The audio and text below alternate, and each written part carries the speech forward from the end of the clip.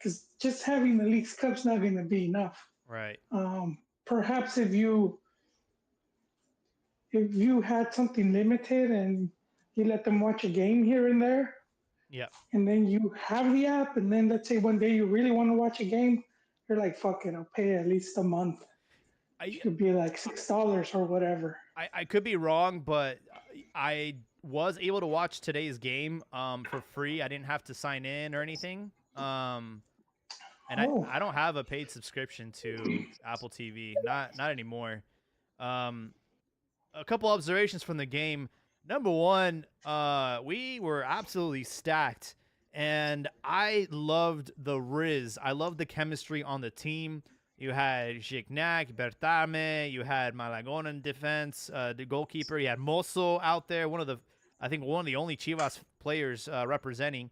A lot of Monterrey, a lot of Tigres players. You had some America players. You had the guy that's Brunetta. You had some dude. You had some you had some great football being played, and the game improved immediately once Charlie got subbed out, just proving what everyone's been saying about him. That guy is a fucking bum. Should not be on the national team. Should not be anywhere near a starting pitch unless it's Juarez.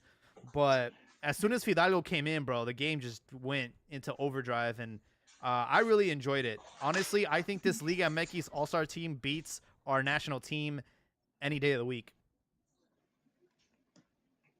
you'd be like, why isn't why isn't this the national team? A lot of Yeah. extranjeros. That's where it's headed, though. At this point, with Max, I could see it. If not much changes, Mm-hmm. we're eventually seeing more and more extranjeros in the squad, which they can have right now if they wanted to. There was God, maybe Rifado knows. Toluca's coach. I don't know his name, but I'm sure you saw the video that he posted, the comments that he made. No, I didn't. I think I saw the video, but I didn't. I saw it posted. I just didn't get a chance to click on it. Oh, bro, I need to find that shit because he was spitting fire. And honestly, a lot of the things that he said kind of trumps your arguments, bro. I don't know if you want to listen No, to it. I gotta find it. no, I do. I mean, I could give my take, or defend my take, you know, Oh, god to damn it. what he's Oh, saying, all right. Let me see if I to can. what he's saying. Let me see if I can play this. Give me a sec here, and let me get it so the people on YouTube can also listen in. All right, gonna play this. This is Renato Pavia. He is Portuguese. He coaches Toluca, and this is his analysis on Liga And, MX. and Es importante tener Yeah, esta go ahead. regla. Es just for context, this is his first season in Liga MX, right? Renato Pavia. Let me double check that, but I believe so. Let's see. Yep. This is his first season. Let's hear what he has So to say. es importante tener este tipo de reglas, pero también es importante que no construyas la casa por el techo, sino por la base. Y yo en realidad, para mí, de lo que yo veo y conozco, no se trabaja así también las formativas en México, en realidad. No veo los técnicos de las formativas profesionales, no veo método, con excepción de, por ejemplo, Pachuca, que es una excepción total. Después hay uno otro, Santos, que también intentan trabajar, pero yo no veo entrenadores de base estar de profesional, ganar bien, mejorar su parte de formación. No veo nada de eso. No veo cómo la Federación Mexicana exige a los clubes las partes de formativas, de base, de las fuerzas básicas, cómo se desarrollan. Te voy a dar un ejemplo. En Portugal, la Federación Portuguesa de Fútbol tiene una task force que va a los clubes y les hace un ranking de puntos relativo a la formación de los entrenadores, calidad de las instalaciones, calidad de la hierba donde se juega, si tienen hotel para los chicos dormir o no por el tema del scouting. Todo es analizado y le das una nota. y esa nota después es equivalente a un monto financiero que el club recibe. O sea, si tú tienes todo bien, tienes 10 y recibes unos cuantos millones y por ahí abajo va recibiendo menos. Eso estimula a que tú, todos los años, cuando viene la Federación Portuguesa a hacer esta inspección, que tú exijas, por ejemplo, nosotros en el Benfica de un momento para otro tuvimos que formarnos rápidamente porque si no bajaba la evaluación hecha por la Federación. Yo no veo este tipo de cosas aquí. Y otra cosa importante también, en mi opinión, vuelvo a decir, que se habla mucho del número exagerado de extranjeros en nuestra liga. Ok, puede ser. Portugal es uno de los mayores exportadores de futbolistas hoy en día, buenos. Portugal no tiene límite de extranjeros, es libre, pueden jugar todos los extranjeros. Y no han dejado de salir y van saliendo jugadores portugueses para los grandes equipos de Europa. Lo que yo Exactamente, porque desde muchos años para acá la formación fue una prioridad para el fútbol portugués. Mejorar sus entrenadores, mejorar las estructuras donde los chicos se desarrollan y esto obviamente mejoró mucho el jugador portugués. Cuando yo escucho que hay que bajar el número de extranjeros en la Liga Mexicana, ya de inmediato me parece que es muy arriesgado. ¿Y por qué? Porque yo siento que el futbolista mexicano joven aún no está tan bien preparado, mi opinión, tan bien preparado para dar una respuesta en una Liga MX, para que tú saques el número de extranjeros o lo bajes y que des oportunidad a estos chicos que no están tan bien preparados. Lo que va a pasar es que el nivel de la Liga MX va a bajar. Es esto, para mí. Si tienes buenos jóvenes mexicanos, sí, señor.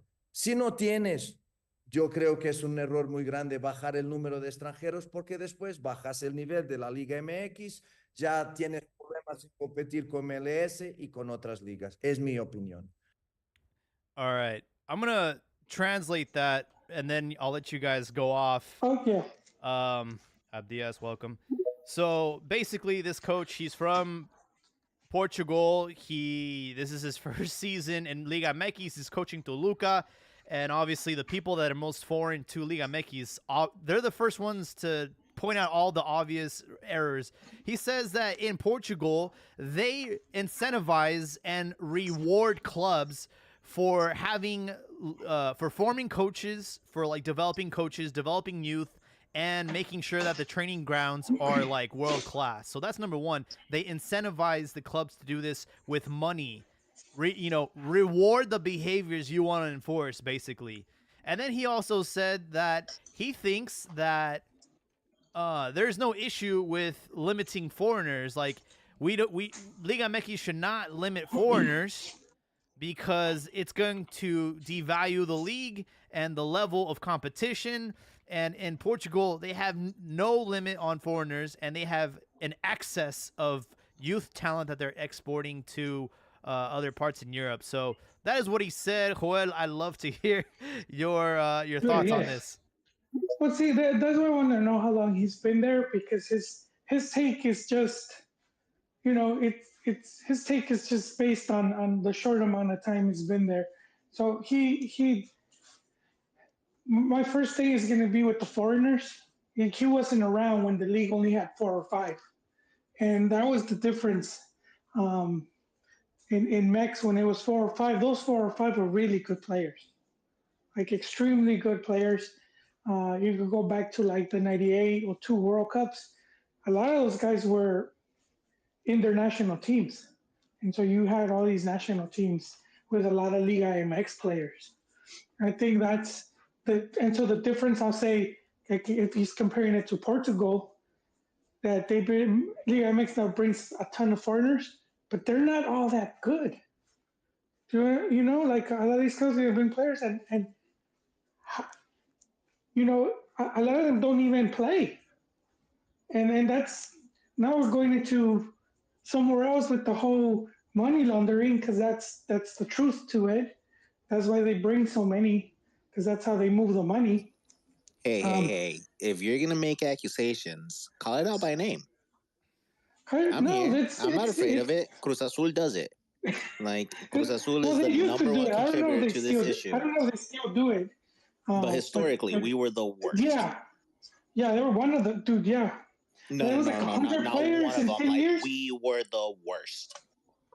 Yes, Was and it like was that's it why 100 players in 10 years or something like that? something That like they that, and then just a ridiculous amount of insane, dude. money, and it was like, yo, where did they go? Right, Yeah, like, and it was the dumbest thing is like it's like 1 year contracts.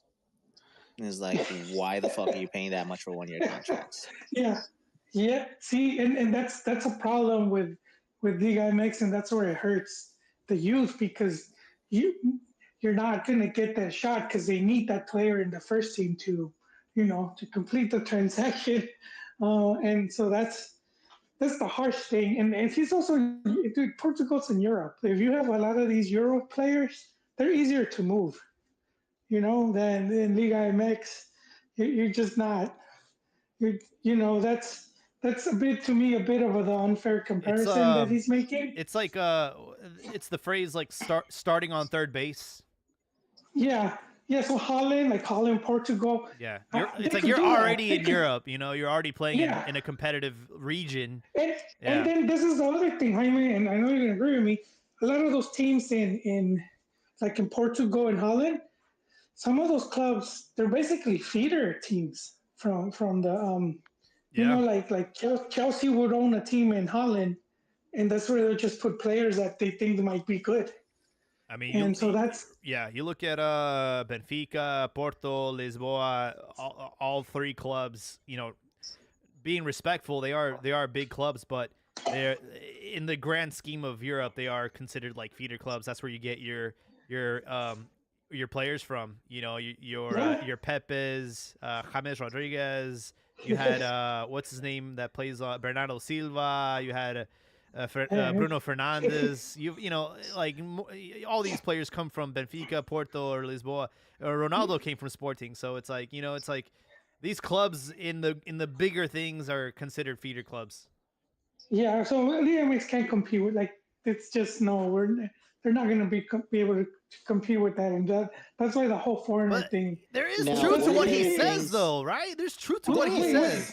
that there just is, and that that's one of the part. things. Like, hold on, you said it. You said it, Joel. You're like, oh well, he didn't spend that much time here. But why is this? Yeah, Why is that this myth of like you have to get acclimated to Mexican soccer? You have to oh, get Look at used to Jardine. Mexico. Jardine's about to win 3 titles in a row. Jardine.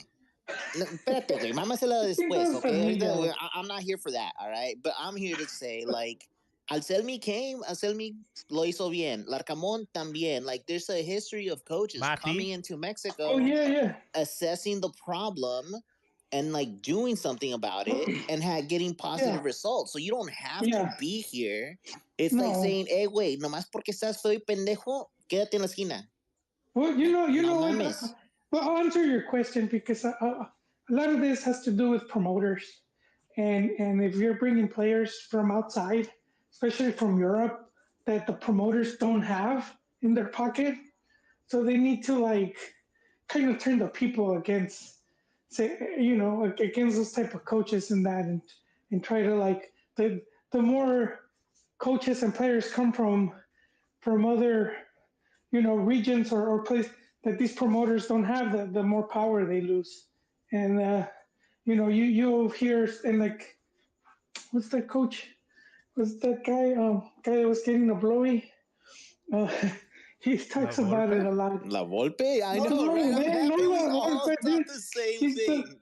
He was on the On Spicy Soccer?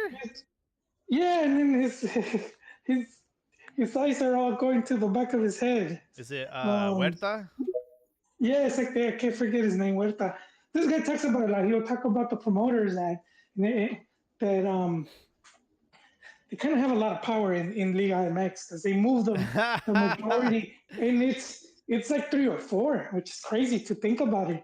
And so I mean, if you're one of those promoters and you're putting a coach in a club, not only you put the coach then because the coach is in your pocket, you can bring 4 or 5 players that are also you know, from your stable.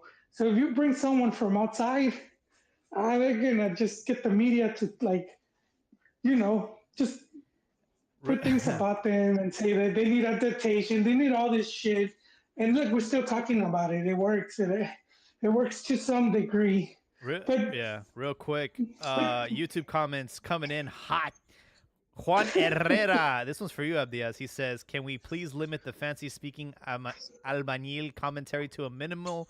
His voice is like nails on a chalkboard." oh man, Mira, cabrón, ¿sabes qué? Come in here, get on mic y todavía me vas a pelar, puto. Hey, Juan, we're on Twitter Spaces, bro. Come over here and talk shit with your voice. But I love it. I'm here for the shit talking. yeah. Well, I just want to go. So just that part, you know, I think that part where I think that's where he's off. But I do think with the coaching part, I do think he does hit the nail on the head. He even gave flowers. He said Pachuca's doing it right, which they are. And I think it's interesting about the whole incentivizing the clubs, right? Oh yeah, that's the other part. But he even said how you know they don't get paid. He saw the problem. I guess he you know, and that is a big one. When we were just talking about the Hans, an old article from Hans Westerhoff. It's from 2 years ago, and they asked him in that article why he left Necaxa, and he said they didn't want me to play with the youth. He said they just wanted me to use the first team.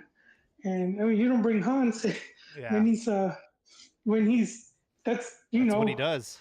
He's Dutch. Yeah, it's in his blood, man. If he sees a good player there from the youth, he's gonna throw him in. And the basics tell him, don't do that. And why would they tell him no? Because of the whole, we brought 5 extranjeros we're expecting to sell, and don't matter how much they suck, we're gonna be able to sell them. But the important thing he said there, Jaime, was how some of those guys weren't getting paid. He said that out of his pocket, he gave some of them money so that they could pay their bills. And yeah, that happens with a lot of clubs where they don't pay a lot of the youth coaches enough money. So it's hard to get really good youth coaches because then they need to make money, so they'll eventually go work somewhere else. Well, I think Renato, I loved what he said. I always like I said, it always takes someone from the outside to know immediately what's wrong with you. and the hornet's nest. And I think the biggest difference between Liga MX and probably the rest, I mean most leagues, is that like, look, we're not doing this for the greater good. There is no long-term vision with the national team. There is no cohesion with the success of Liga MX is the success of the national. No, fuck that, dude. It is to make as much fucking money as possible, as quickly as possible. Everything is built on that short-term, very impatient, impulsive decision-making. That is our league in a nutshell. From the structure of the season to all the incentives that go with Liga and the short coaching carousel, the short leash. It's all about results now, immediately. And that's just like all short-term thinking. And I don't think that's ever going to change. No, it's difficult. I mean, there is talk that within 2 years, I think, there might finally be like a joint TV, like a TV deal that is like for the whole league. So I think it was one of the articles I was reading. I think it's 2 years in the making. Or international? Probably both. No, because they sell it completely differently. They sell like the domestic is una verga and international. I would say international. Yes. That's the one that matters. That's the one that needs to be international. unified. Let's sell it unified, and then at home putazos, and we could keep fighting each other, and then. When we go out, we'll behave. But when we're in here. Tú también, güey. Creciste con mi papá. That's what it all comes down to, though, Joel and Abdias. Like, it comes down to profit, and we're gonna do everything to make profit. So I think the only thing that Pavia said that you might be able to get something going is to, again, like, reward the behaviors that you want to see. Yeah. Incentivize them. Hey, by investing in a training ground, by developing your youth players, by having great coaches, we're gonna give you extra money at the end of the Well, season. I mean, if they do manage to, if that does happen, then they would be able to do something like that because now they're getting the money from, you know, from the TV rights, and it's like, okay, how do we Yeah, but at that point, distribute dude, it? it becomes such a huge balancing act because it's like, all right, cool. How much of an incentive are you going to give me versus if I truly invest in this youth project, I'm more than likely going to be paying a fine at the end of the season. So therefore, what happens? Is there a spreadsheet because of how many youth players did you use? Therefore, you no longer have to pay this fine, or how is this being worked out? You know what's also interesting? Like, where is that Portugal getting that money to give to the clubs? Their club, It's a good question. I'm gonna say honestly, and that was gonna be something I was gonna mention. It's probably from UEFA where that money's coming from because they have a lot of those initiatives. Now, one of the other things to keep in mind about Europe is that they have these lower tournaments where not just the top teams compete. Yeah, you have the champions, but then you have the what is the Europa League, right? Where it's up to the like Conference the League. lower Media levels. tabla. Exactly, like media tabla para abajo, güey. Son los que pueden competir. Entonces, no mames. Like, there's more chances for you to get a bigger piece of the pie versus in Mexico, there isn't. What are you talking about? We got Leagues Cup, dog. Yeah, but that's not a real tournament. Come on. How dare you disrespect the prestigious Leagues Cup that just started a year ago? You know what? That's right. I'm gonna shut the fuck up because I'm a broke boy and I don't have $25K to shell out for every single time that I talk shit. Speaking about talking shit, it would be a real. Juan Herrera responded, "I love to chat with y'all, but I gotta wake up for work in 4 hours. I'll be catching y'all when I'm on the road. Shout out to everyone. Thank you. Been a fan since you guys were single-digit episodes. This is a hardcore fan over here. Juan, thank you. We appreciate you. Yeah, we would love to hear from you too if you ever get a chance. Absolutely. To come on X. On Twitter. And Twitter. ¿Sabes qué, puto? Stop being pussy, take some trucker pills and Red Bull. It looks weird. Sometimes I'm at work and I don't want to open the app. We do have a Discord. We don't really go on there as much, but if you ever want to talk shit, we have a fight club. But yeah, dude. For me, dude, there's so many ways to improve the league, and again, it's because it's like these two entities, like the national team and the Liga MX, they don't work together. And Aguirre is only signed till 2026, right? Yes, sir. We always knew he was that's his MO.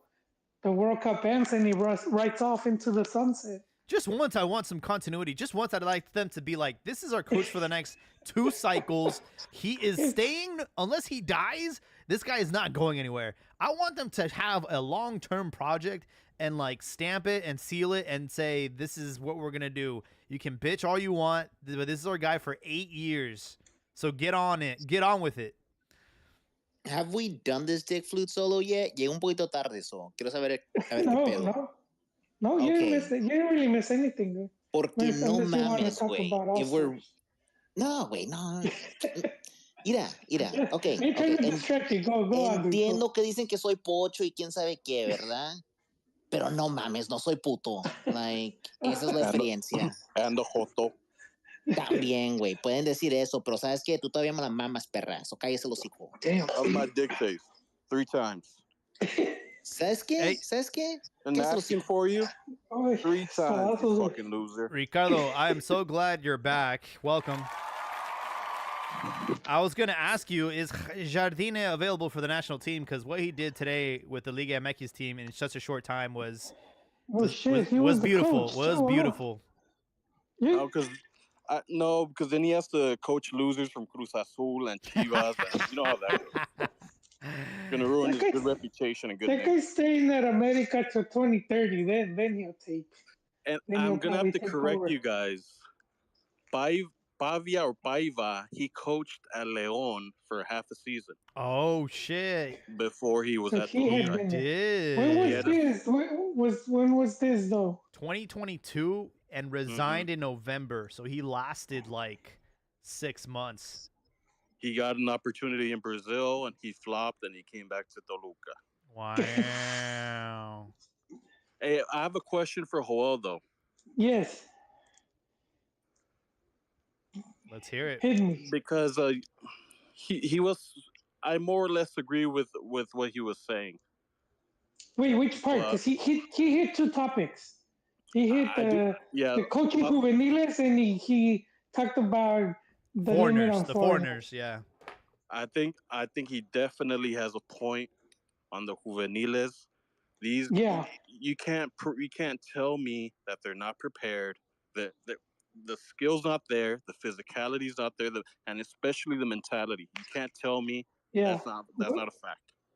Which I mean depends the club. Like he said it himself. Pachuca does a good job. America does a good job. Santos, Chivas when they get their shit together. Pumas, Pumas is like kind of iffy. Dude, Pumas But had the had rest, foreign yeah. players since Hugo Sanchez, dog. But the rest of the teams are just like they don't seem to care. They don't. Cruz Azul. I don't know what's going on with Cruz Azul because I knew what the fuck was this guy's name? They're a joke. He was Uruguayo. Me la pelas, puto. No se llamaba así, güey. What was that Uruguayo name? He got to. I think he got to a final. Siboldi? No, it was otro. It's Uruguayo. He was a coach. At one point, he had like eight canteranos playing in the fucking first team. Wait, He wanted who to did he go to coach? Greece, I think. ¿Cuál, güey? ¿Cuándo? No, not Macarian. It's with an M. With the M? And he's Uruguayan? Yeah, dude. And he coached who? He was at Cruz Azul. Cruz Azul. He was playing with a bunch of juveniles. And Was this the late 2000s? I think it was, yeah. And then Cruz Azul, they had some dudes that were supposed to be wonder kids, and then they just kind of flopped. They just kind of disappeared. There was like three dudes. Marcarian. Yes, him. And they were 2007, 2008. Oh yeah, that's a long ass time ago. Continue remember. Exactly. I was like, abuelo, ¿qué chingas estás diciendo? Well, I'm just saying. Bro, Joel is nostalgia from Inside it. Out too. If you know, you know. You have to put them back in the closet. Be like, ¿sabes qué, güey? ¡Cállate la verga! No, because I was mentioning teams that capability of doing the youth thing, and to me, Cruz Azul is one of those. But for whatever reason, they don't seem to care, you know.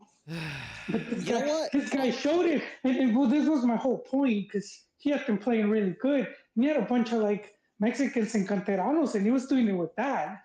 And I'm thinking, I hope the directiva sees that, and they're like, "Fuck it, let's invest."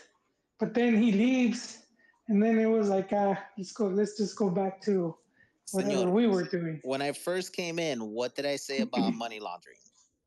No, yeah. It's the Cruz Azul MO. It's been the Cruz Azul MO for a long time. It's why Billy can't come back into the country. They probably hated Marcarian.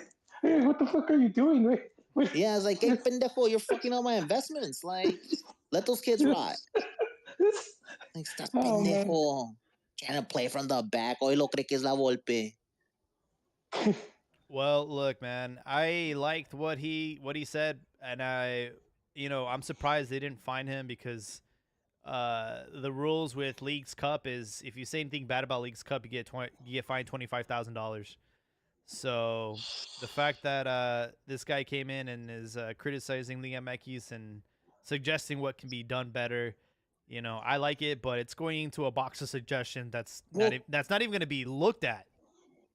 Yeah, but the thing is, he's not criticizing League's Cup like Iñak did. He's just criticizing like the Mexican youth system, which is something that, let's be honest, bro, everyone talks about. What did Gignac say? He criticized it. He said it was like nudging at a home and home. Yeah, that's what Guignac said. Yeah, because they were at la prensa de güey, en una pinche mesa de prensa, ¿verdad, güey? Ahí Sound it estaban. out. Sound it out. I know. I had to slow down porque güey, me dices, acá estoy excitado, güey. Eso no sabe It was mucho. media day for the All It Stars. was media day. No. Era una mesa de prensa, güey. Ahí estaban y le dice, ¿sabes qué? Espérense, yo también tengo una pregunta para el profe. Profe, ¿cree que sería bueno de que los equipos tengan que venir a México a jugar? And obviously, Jardine fucking answers.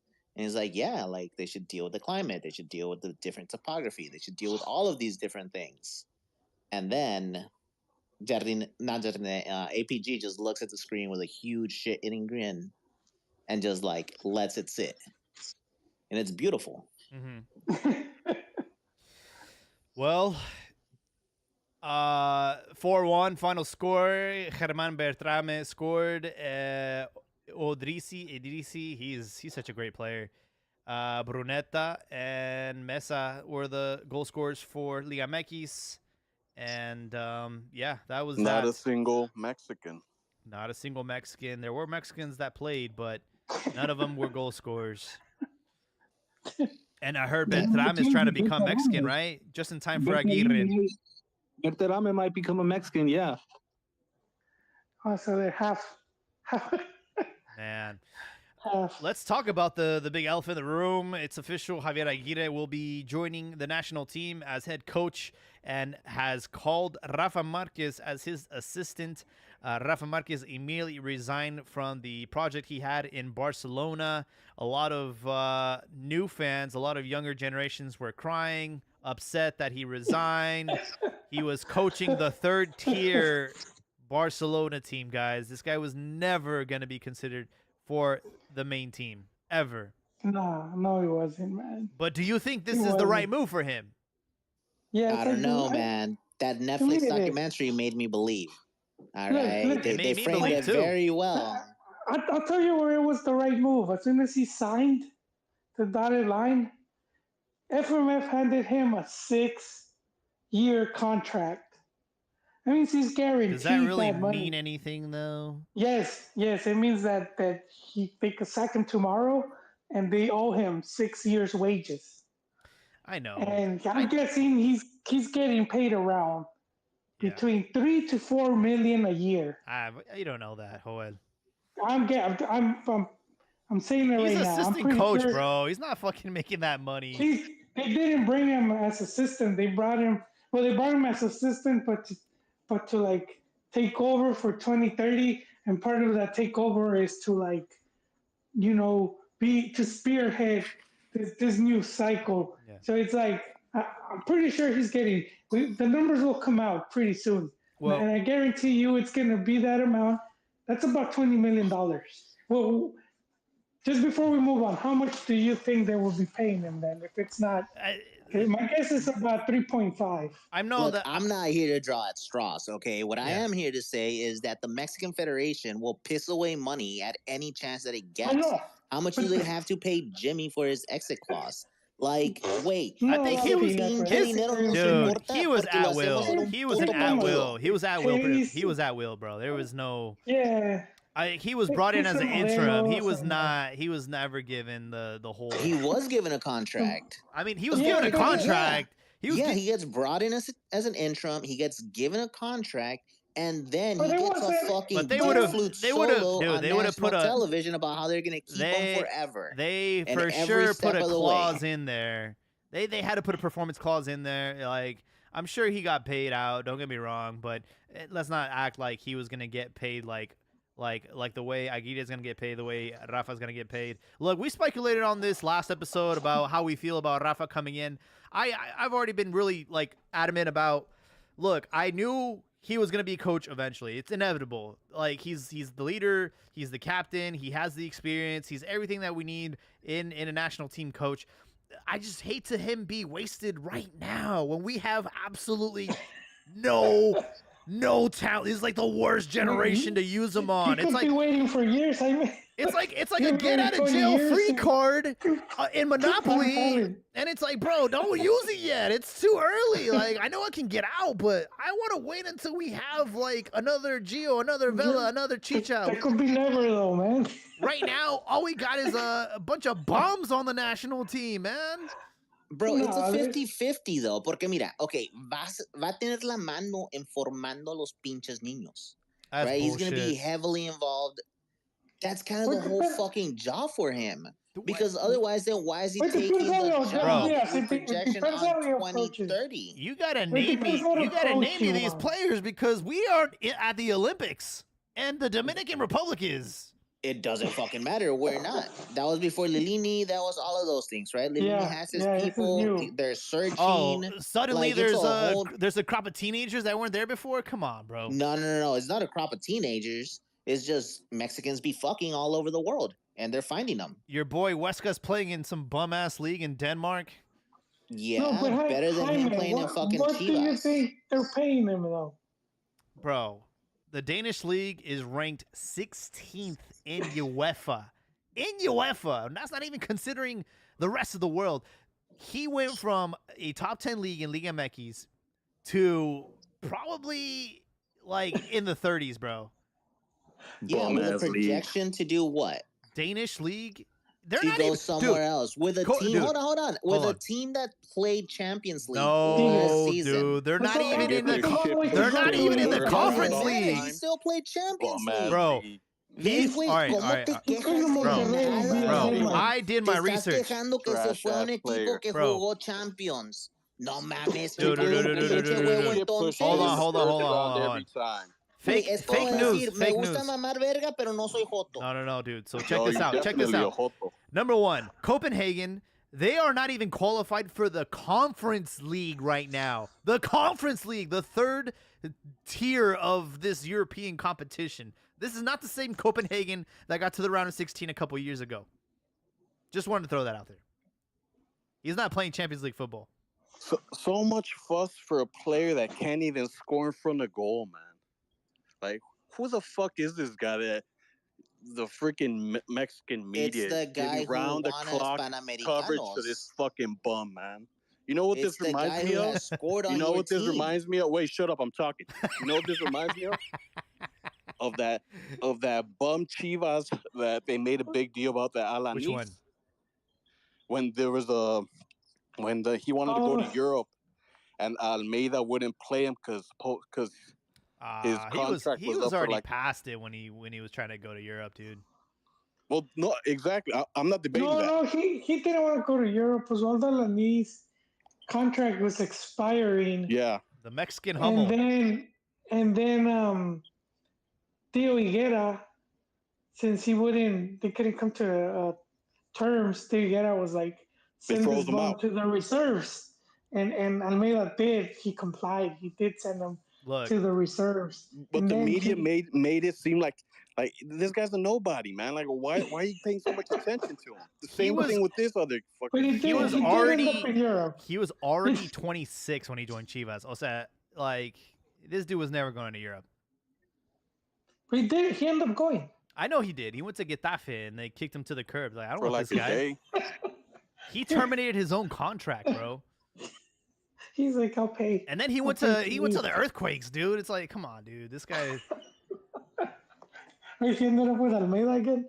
All I know is like everyone's over here celebrating. Like I saw a tweet about West guys. Oh, look at what he did on his debut. Like you hope that a league that's ranked in the 30s. You hope he's doing this every fucking day in, day out, because this is a shit league. This is like 3 times worse than Liga MX, dude. You hope you go to a bum ass league and dominate, because like if you're all the way over there and you're not even dominating, it's like, bro, come on, man. This guy should be playing at least in like a decent, respectable league, dude. But Danish league, come on, dude.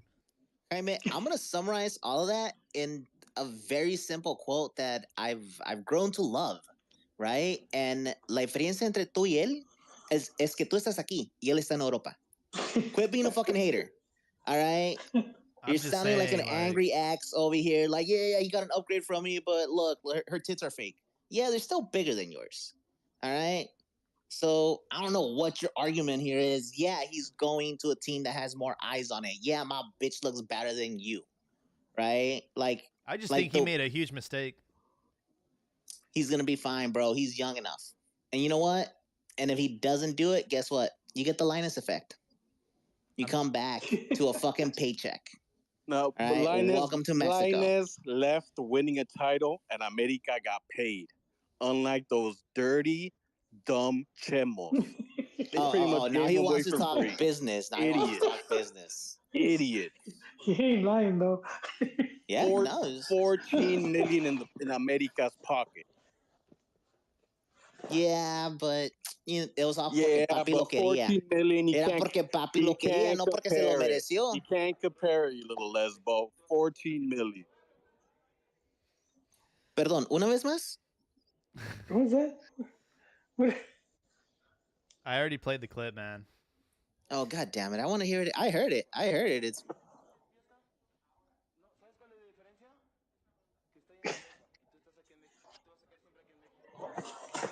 Damn. pinche no paludo. Hey, I wanted to comment. I listened to you guys' last podcast. A ver. There, it's crazy how the simian Mexican mind, Liga and Mex fan mind works, including this little lesbo Abdias and others. It's just, I just sit and ponder about how this is why the Spaniards conquered those dumb brown Aztecs. Some of you guys are so damn dumb. It just doesn't make. Thank God, dude. But look, this is how much of a piece of shit trash organization Cruz Azul is. Yeah, keep going, Did bro. you guys see that post about how they were, how about that bum ass team was gonna sue the that bum Huescas and his agent because they didn't supposedly he gave them their word to re-sign, and they're just crying. They're being little bitches about it, right? Yep. And then they went and they got their boy Mr. I Can't Score When It Matters, Bebote Jimenez, and they did like a had like a little parade for him in one of their games. Oh yeah.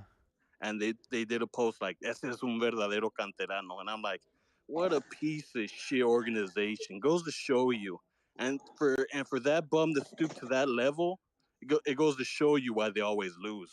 They have a loser ass mentality, just like their fans. That they do. That they do. ¿Sabes qué? Hold on. There's a lot of shit talking over here coming from an illiterate person who doesn't quite know how to read. All right. If you read the communication, and you like to suck on America dildos, that's what you do. No, güey, pero lo que tú y tu esposa hacen en su tiempo libre, pues no hay pedo, ¿verdad? In finals. Me dijo tu vieja que tú dices que you like to lick the cream. I don't know what that means, on all pero ahí fours tú. for me, you little slut. On finals, you get on all fours for me. ¿Verdad? Eso no hay pedo, güey. Vete a comer crema. When you win a title, run your mouth. Pero aquí está el pedo, ¿verdad? Como decía el artículo, era, podríamos hasta demandar a Huescas. Fue el comunicado. Loser. Pero la cosa es que no sabes leer, güey. Lo peor es que no lo sabes hacer en dos idiomas. Like that. You ought to be embarrassed. Look, you guys will get cashed out in a couple years when he ends up going to Tigres or some shit. Yeah. They'll get their money. They'll get their money.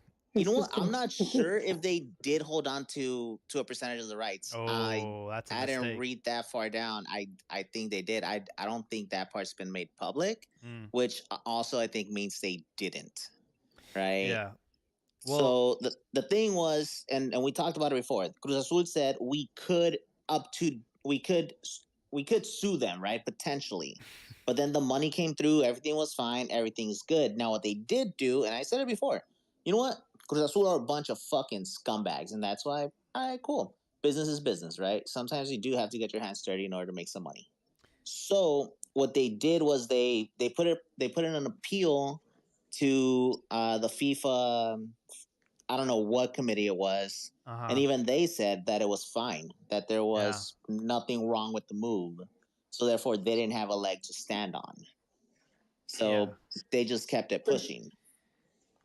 Some pettiness right there. But we want to again bring the topic back to Aguirre and Rafa, dude. This is the topic at hand. Okay. We kind of Here's already. what I was gonna say. Go ahead. Right. So your whole thing is like Rafa's gonna be the shit. Rafa's gonna be amazing later on. This and that, right? Now the thing is, what guarantees do we have that Rafa's gonna make it? Right. Come on, bro. That guy has the mentality. It's not even that, bro. It's not even the mentality. It's you can't trust los directivos. No. You can't trust the Mexican Federation. The Mexican Federation looks so bad right now, dude. It looks like an amateur bush league. You have fired your coaches. You've gone through 4 coaches in 3 years. And now here's the thing. I was talking to my wife about this. I was like, oh, Mexico fired their head coach. And she's like, another one? And she doesn't pay attention. Right? I'm just some fucking fugazi nigga in the background who just talks about soccer. And she's like, yeah, wait, cállate el hocico. But the thing is, you have these changes. You've gone through 4 coaches, but yet you have the same players. Right? There's an old saying, when you point a finger, 3 are always pointing back. Most importantly, that white bitch with no ass said it herself best. You know what? Hey, I'm the problem. It's me at this point. Exactly. We have to recognize why I'm like, it. Why burn him now? Why burn him now? There's no reason to. We don't. Because the hope for him is that he has a hand in molding 2030. Right? Wait. We're not even talking about, that's the beautiful thing, right? Like, fucking FMF did the most beautiful thing and, did the best grift on all of us. We're no longer talking about 2026. 2026, vale verga. Vale verga. Yeah, we're going to do bad. The conversation right now is lo que podemos rescatar. A ver qué se puede rescatar. ¿Verdad? Yeah. I get it. We're already setting the bar low. We're going to get our shit pushed in. Now the conversation is 2030. Okay. ¿Qué va a pasar con Rafa? ¿Cómo va a ser los chicos y todo eso? Shit pushed in, but at least. But we're already watching it. We're already saying that it's going to be bad. But I don't think they're saying it's bad. It's just there's not that much hope for 2026, but it is now placed on 2030. There's something to look forward to. So 2026 is Pero no mames, let's be honest. The Mexican media is going to do their part. Van a inflar el pinche globo. I have a. So the hype is going to be there nonetheless. Pero ahorita todo es a ver qué se puede rescatar. I have an honest question for y'all, and I might be asking the wrong people. We need Cambia Rayas in this conversation, but how much of an impact or influence and responsibility does an assistant coach have? And do you think that Aguirre and Rafa have the same philosophy when it comes to style, tactics? Because I don't think they do. None. But that's the thing. Rafa's there mainly just to be part of the process and then just to take over it once it's done. Doesn't the head coach delegate a lot of the responsibility though to the assistant coach, especially training and drills and all that? Depends. Depends the coach too. Did you say that Rafa's getting the cuck chair? No, he's just there to watch, and then he's gonna take over once the old guy's gone. Tampoco, but it's sort of like the guy that's getting paid the big bulk of it is Aguirre, right? He's getting paid all this money, and I know there was already all this divide about why is he getting a third shot, and is he the right one, and all this shit. And this is where the FMF thought they're brilliant checkmate. Which was now we're bringing Rafa too so that he could take over. And at this point, he's like the assistant, but it's I'm sure he'll have some input, but what do you really tell a dude like Aguirre this is like his last rodeo. He's about to retire. So he's just going to be a glorified cheerleader. I don't think he's I don't think he'll be a cheerleader. No, that's what I heard. I still heard cuck. It's just that she's fucking her ex-husband. No. The dude that she's cheated on you 3 times before, he's just there. Now you're just learning how to do it. Jimmy did not want it. It's one thing where if he's there, you could see. It's, dude, fucking Vasco didn't want it. Vasco was on record saying that he didn't want the job, that he fully supported Jimmy. There's fucking tapes of it. We're focusing on something else. Just focus if you're Rafa, and it's you get to witness this shit firsthand, and then even see what went right and what went wrong. I see. And you could learn from that because you're seeing this shit firsthand, and you're doing this whole tournament.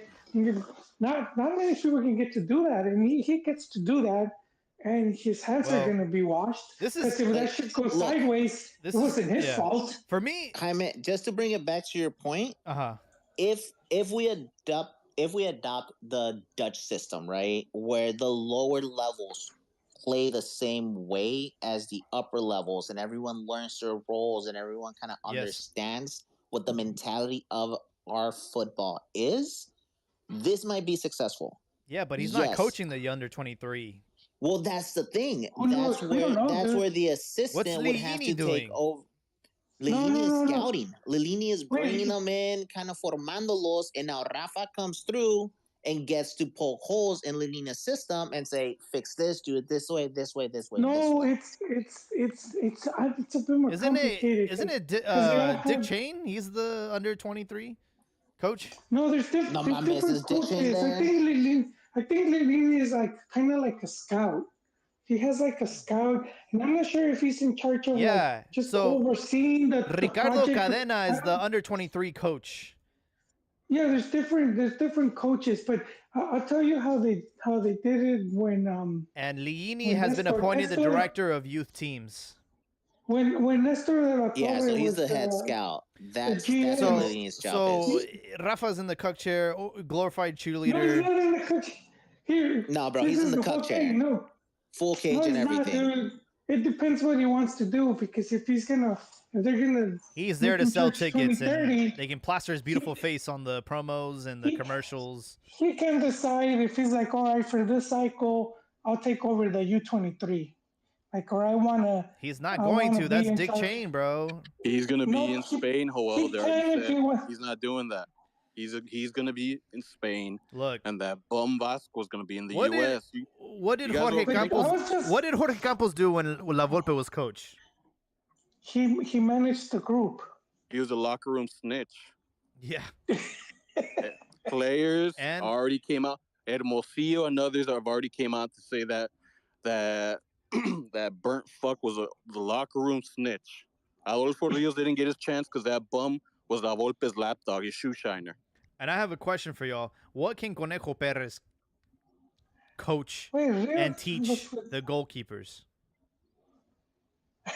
Really? The best Mexican goalie that there's been in the league? With the most longevity in the game and all of these things?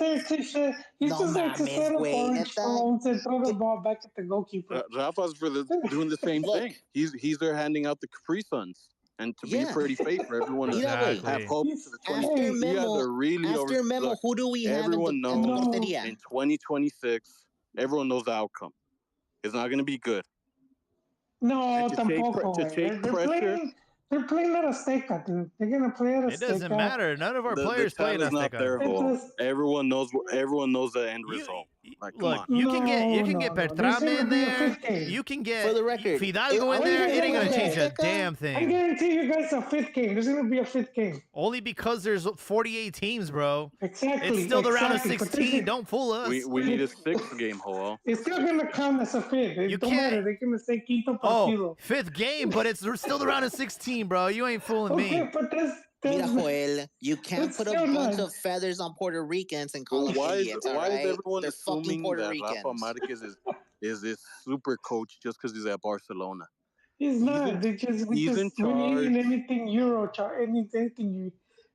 He's in charge of the Barcelona Rugrats, of the fucking Squirts, of the fucking peon, of the guys that you don't know who. You don't know if they're going to be in Barcelona or be in the third division of Spain one day. Yeah, for real. That doesn't mean he knows how to work with youth. I don't know why everyone keeps saying he's going to mold all these players. All right, there are some truths though. Himself is leadership. That's it. Yeah, Don't try to tell me he's some youth guru or something. There are some truths though. He did go to La Messiah. He did learn. I mean, you can't tell me training for Barcelona at the highest level isn't going to have some residual effects. Mindset. Expectation, discipline, like he's got all the characteristics you want in a professional player and a coach. And we hope that he has that type of influence, most importantly, on the mindset of the Mexican, because the mindset for me is everything. And we have like 2, maybe 3 players in our history that had the mindset of a world-class player. That's Hugo Sanchez, that's Rafa Marquez, and that's Chicharo, in that order. Well, to me, it depends on how much he wants to work. Because if he wants to be very involved, then he has to be closer than like the rumors, like Richie mentioned, that he's gonna be in Spain and just flying down here, the week of the games. But if he's really trying to instill a change, then you have to be more involved and just be closer to everything. I was just gonna mention real quick when Nestor was the GM, and he talks about this at the La Volpismo podcast, and how he took a lot of the stuff from Hans Westerhoff, and like Javier was mentioning, the Ajax stuff, and they got all the coaches together and to make sure that everyone had the same tactics, and so they had all these coaches all all working in unison to make sure. And the most important thing that they did during that tenure was that they got in the best scouts, the best youth coaches, uh, Tena and Flores and a couple others, the best ones, and they would meet like once a month and they would talk about the best players, who they were, and that's how they would call a lot of these guys to the youth teams. And you had these guys keeping track and progress. And during that tenure is when Mexico won the Toulon. They won Olympics. I think they got third on the U20, and I think they won under 17. I mean, well, none of that translates to the national team. No, I'm saying you could do something like that. Mexico already did something like that, and if Marquez wanted to do something similar, that just means he has to work more from X and be more involved, and then be like, all right, let's. This is my idea. This is how I want the team to play, and then get something like that going on. But if he's coaching by cell phone, and it's. I Googled like the responsibilities of an assistant coach. It says assisting with practice planning, scouting, evaluating players, leading specific training sessions, motivating and inspiring players, making tactical guidance during the game, analyzing the opponent. And I'm thinking Aguirre is like, this is his 3rd time around. He's going to have full control and influence over the team, period. I honestly think Rafa Marquez will probably try to impose a different style than what Aguirre wants to do. And I think he's going to have to just sit down, zip it up, and be the glorified cheerleader. The players respect him. Even the ones that haven't played with him respect him because of, what he's done. Aguirre actually has talked about how he worked with his assistants. There's one of the podcasts. Who was his assistant at Osasuna and Atletico? Vidrio? Mario Carrillo. Oh. And Nacho was for Atletico too. Nacho Ambriz, Atletico, and but he even got to coach games. He even coached a few games of Atletico Madrid. Carrillo with the national team, and then he had But he talks about Carrillo, and he talks about how when he built the World Cup list and all the assistants gave input and they all had a chance to I need to find it, dude. I'm gonna go look for it where we could, because he went on talking about how he how he worked with his assistants and how they were managing the national team. So I have a question for y'all. Like, how do you feel about this combination, Aguirre, Rafa? Are you guys buying or selling that things will progress in a positive manner? I'm buying, dude. I'm all Look, in. At this point, what else do we have left but hope, right? So therefore, I'm hoping. Am I buying? No, but I'm taking not a only sniff. selling, eBay, Craigslist, selling. You know what? I'm gonna tell you a better one. It's on Backpage, bro. That's how little I believe in it. It's on fucking Backpage. What's the other one? OfferUp and OfferUp, yeah. Oh, I thought you were going to say AliExpress. I just wanted to say one thing. You're not gonna fool me. This shit's gonna fail. They're already looking at 2030. But one thing I will say, they're gonna make it very easy for this guy because for whatever reason, everyone, all these beaners in Mexico, the coaches, the media, they love. He's a freaking loser. He hasn't won anything, but for whatever reason, people find him charismatic. I don't see it personally. People always talk about his press conferences. I think he's annoying. But for whatever reason, they like him just because he curses in press conferences. Because one thing that I seen leading up to his hire was the voices coming out and even online. I seen some Argentine guys. They were talking about how thought that was pretty much was spilling his guts to them about how these teams and these Mexican teams they didn't want to work with them.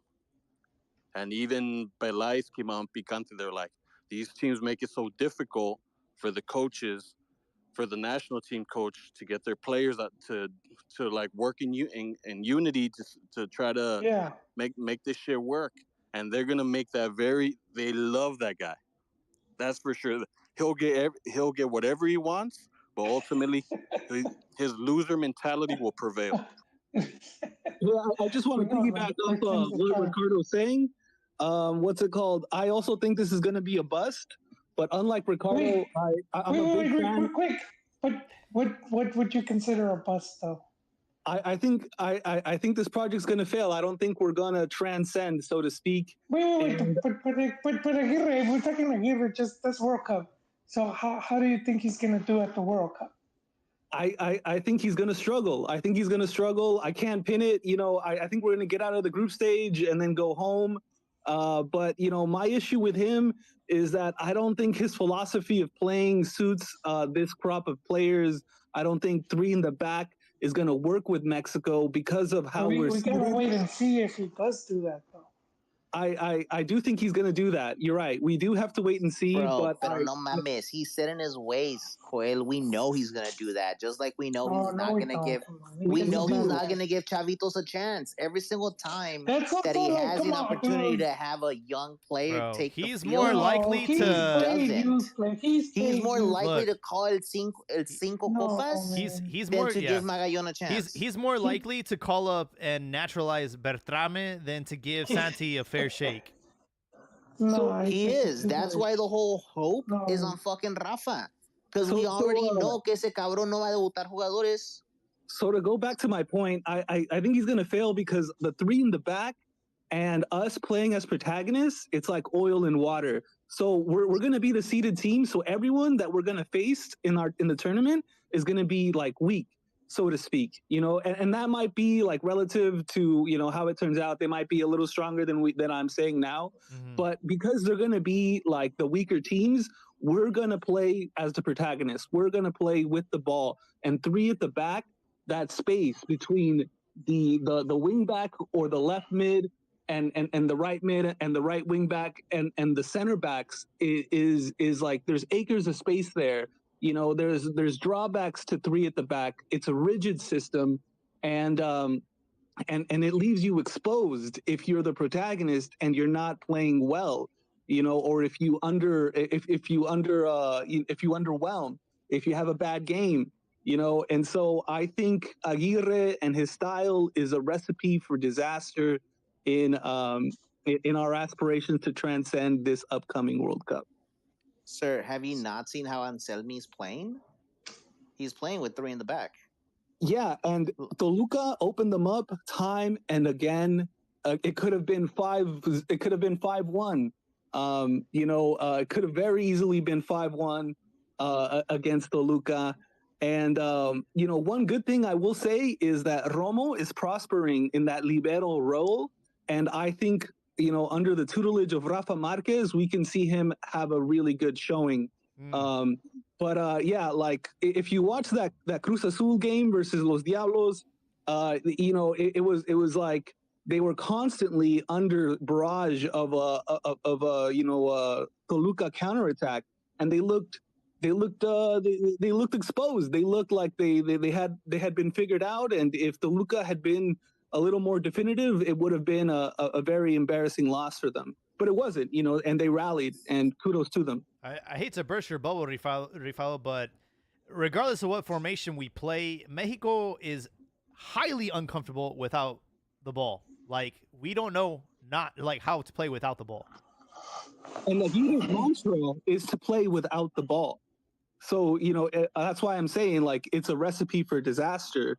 Here we have this pragmatic guy who loves to cede possession to close passing lanes and to, like, play this bunker ratonero style. And I don't think that suits the Mexican ethos. But and that's why you guys forgot his last two stints with the team? Because that's not how the Mexican team played. But this is how he's played at club level, or generally for the past 10 years. Pero señor, his idea of football has evolved. And also, he's coaching teams that are bad in regulation, though. Like, the level of the pool of talent there, like, he obviously doesn't have a national team caliber type of players. I don't think he's going to play like that with the national team. I think we're going to see a Cruz Azul type deal, right? Where you have three in the back, you have your wing backs who press up, and then you have your Librera in the center.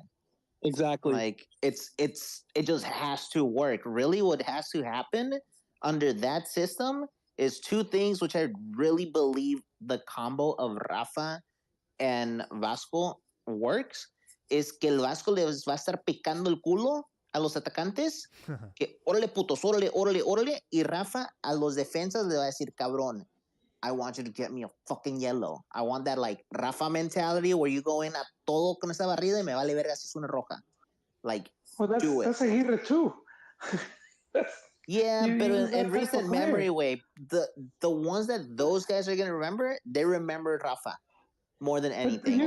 That's the memory that's fresh in mind, that you remember, ¿sabes qué, güey? Rafa in the back was the beast. A veces se me descanicaba el güey y me agarraba una roja, pero era la mera verga. Yeah, well, just wanted to add really quick, because, I think you guys are kind of messed up with this whole cuck thing. I don't think we would have gotten He is this a cuck, bro. No, dude, I don't think we would not see this turning if either of them didn't agree to it. And I think they were both willing to work together. And I think that's the point of being a cuck versus being cheated on. I think the main reason Rafa was appointed was because of the optics. I do think it more has to do with the optics because, let's face it, Aguirre, well, I think he's the best Mexican coach for what he's done abroad. He has a track record of fumbling it twice. And so this third time, my boy needs some equity. And, so they strapped on your boy's a bum. Captain. He's a bombero. He's got balls of steel. He's the biggest loser Mexico's ever produced. He fumbled it in the second round of the World Cups. But with Rafa, right? He did, but he did both times. He came with the national team struggling and in danger of not making the World Cup. He came in and he took him to the promised land. This time it's different because Mexico's already at the World Cup, and I think promised land now is quinto partido, and I do think they're gonna get to that game, and I don't know why people are expecting more than that when everyone already knows that the team is not that talented to aspire for more. I think the federation saw like Morocco and those wonder runs of bunkering down, and they got the guy that they know can do it best, and they're hoping for that. But more often than not, it doesn't work, and so I think it's going to be a bust. All right. Yeah. Well, I think it's not going to come down to Aguirre. It's going to come down to the players, and I do think that his experience, especially with the two times he's taken over the team, he'll know what to do to get an adequate performance out of Mexico in the World Cup. What does that mean? It might mean another round 16 exit. It could be maybe a quarterfinal. I don't know, but I'm sure that we'll have a softball pitch, like, group stage, like especially if there's 48 teams, bro. Yeah. I think that we're gonna have a pretty accessible group and a pretty easy, second round, third round until we get to, like, again, the top 16 teams. I think that's where we'll probably start to buckle a little bit. But I'm sure Most Aguirre. importantly, remember, we're not leaving Mexico. We're staying home for most of the tournament. Yeah, and I mean, look, the 2 times we've hosted, that was our farthest run. So I'm sure we can at least match it this time. Who knows? That'll be Aguirre. He's his third coach to get Mexico to that 5th game. I think we need to take into account how the crowd can turn on you, right? If Mexico's performing bad, the atmosphere at the Azteca or any other stadium filled with Mexicans. Pochos are going to buy those tickets, right? No, they buy it, güey, pero también los pochos son bien culeros. Se pelean ahí arriba, se apuñalan el uno al otro y te van a gritar culero y todo lo demás. Those Mexican fans, those are Americanistas. They're about to get priced out. Dude. They're not going to make it. Even Richie has to agree. Those are those American Cruz Azul fans. Those guys, a small percentage will probably make it into the stadium. Those tickets are going to be hella expensive. There's going to be a bunch of poachers from here. Yeah, we'll see what happens. I don't know. They do have a friendly lined up with USA. Will be in el Estadio de Akron in October. That is, I don't know if we have some other stuff lined up between now and then, but that's the one that I know is official. Pero aquí está el pedo, like that point that you were saying, right, about like how the fans will turn on you and like at any given moment. That's why the fear, and it's not, and they're gonna protect Rafa very well from it, is that he's not gonna take any subselección head on at any point. Because the first moment that there's like any doubt, any type of like not even a flounder, just a wafer, he's fucked. The media's gonna eat him, and there's been like the media itself talking about it, right? Where they say is like, honestamente, hay ciertas prensas que aprietan y ciertas que aprietan de más. Y la de México no tan solamente aprieta de más, es que nos pasamos. Queremos algo mucho más que lo que no somos y vamos por sangre cada vez. Like it's wild how much pressure the Mexican media and how like just hungry for failure, how that thirst for the use of the word fracaso is within the Mexican media, that the moment that there's just he's gonna be flying under the radar for the first 2 years. So whatever Aguirre does, he's not, bro, because he's the face of the project. I'm talking about Aguirre. Whatever Aguirre does, like, has nothing to do with Rafa Marquez and his tenure after Aguirre, ends in 2026. So I guess like for the first 2 years that Rafa will be under Aguirre's wing, he'll probably stay low and try to do whatever he can, but he's not going to be the one that's going to get thrown out with Aguirre if things go bad. I'm telling you, it depends how much he wants to work. Because I agree with you on that point with the senior team. But if he wants to, he could start working with the youth teams. He could start setting all of that up. So it's up to him to see how much does he want to be involved. So speaking about Rafa, the thing about it that I really disagree with is that if things go bad, then Rafa's tenure, when it does start, and if it does start, because it could go horribly bad and then fuck both of them, right? That's how heavy the pressure is. What's the pressure though? We don't have to qualify for a World Cup, so. I mean, but if like it's a bad showing, if we're embarrassed, if it's like a 7-0, like the fallout could engulf Rafa as well. But let's say it goes bad, but not that bad. Still, his perception will plummet. His stock will plummet, and he'll start his tenure in the negative. He was the assistant coach. It's like someone getting caught with like drunk driving. You were the passenger. You weren't driving. No mames, güey. But you still get wrapped up in the case. You're not guilty. Your friend was the dumbass driving. Yeah, you're still going into fucking bookings. No, you're gonna be there for a while. If you were the passenger, you get to go home, bro. Yeah, but more lofty than not, estás pedo tú también, so into the drunk tank you go. No, dude. Yeah, you weren't driving. No, you could be. Exactly. Look, what Aguirre does in I'm sure Mexico will not have a fracaso. Like, it would have to be real. They would have to like not even get out of the group. I don't think we're at that point yet. Señor. Bro, we're 2 years out. Bro, we're gonna get changing coaches. We're gonna get Zimbabwe. We're not changing players. We're getting Zimbabwe and fucking China. Doesn't like to play youth players. We just talked about this earlier. We've gone through 4 coaches, pero la materia prima no está. No mames, pendejo. ¿Qué más quieres? Okay, but it's not the first time Mexico's done that, and then they go to the World Cup, and then they put on a decent showing. So that's the thing. Mexico hasn't really been embarrassed. We've been in worse situations. The world stage since '78. You got to go all the way back to 1978 to see Mexico get embarrassed. You know what? We have been embarrassed. All right. Not in you recent time. You want to know when? Just a couple days ago, when our whole federation went in front of cameras and said, Jimmy Lozano se queda. Tiene mi soporto. Tiene todo esto. When did that happen? ¿Verdad? That was Tulio Davino, man. That's Tulio Davino. Tulio Davino okay, ¿qué hace Tulio Davino, güey? You know what? That's a very good point, and I have it on my notes. ¿Qué hace Tulio Davino? I don't know. ¿Qué hace la bomba? I don't know. Like, no mames, güey. Nada saben. So...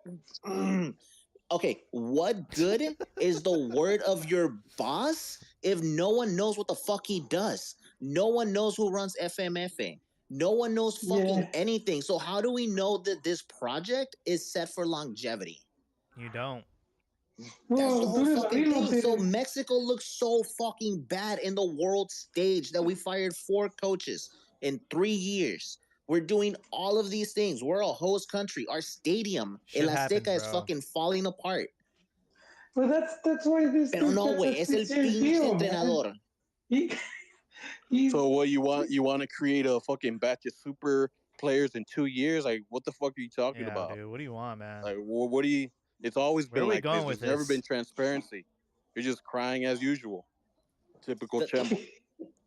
No, güey, the thing is que el pinche mame de que no va a ser Rafa. Rafa lo va a tener. All right, but what do you want to do about it then? Que he's going to be safe isn't the truth. But what do you propose they should be doing then? Telling you, oh, we're going to fire Jimmy and then everything's okay?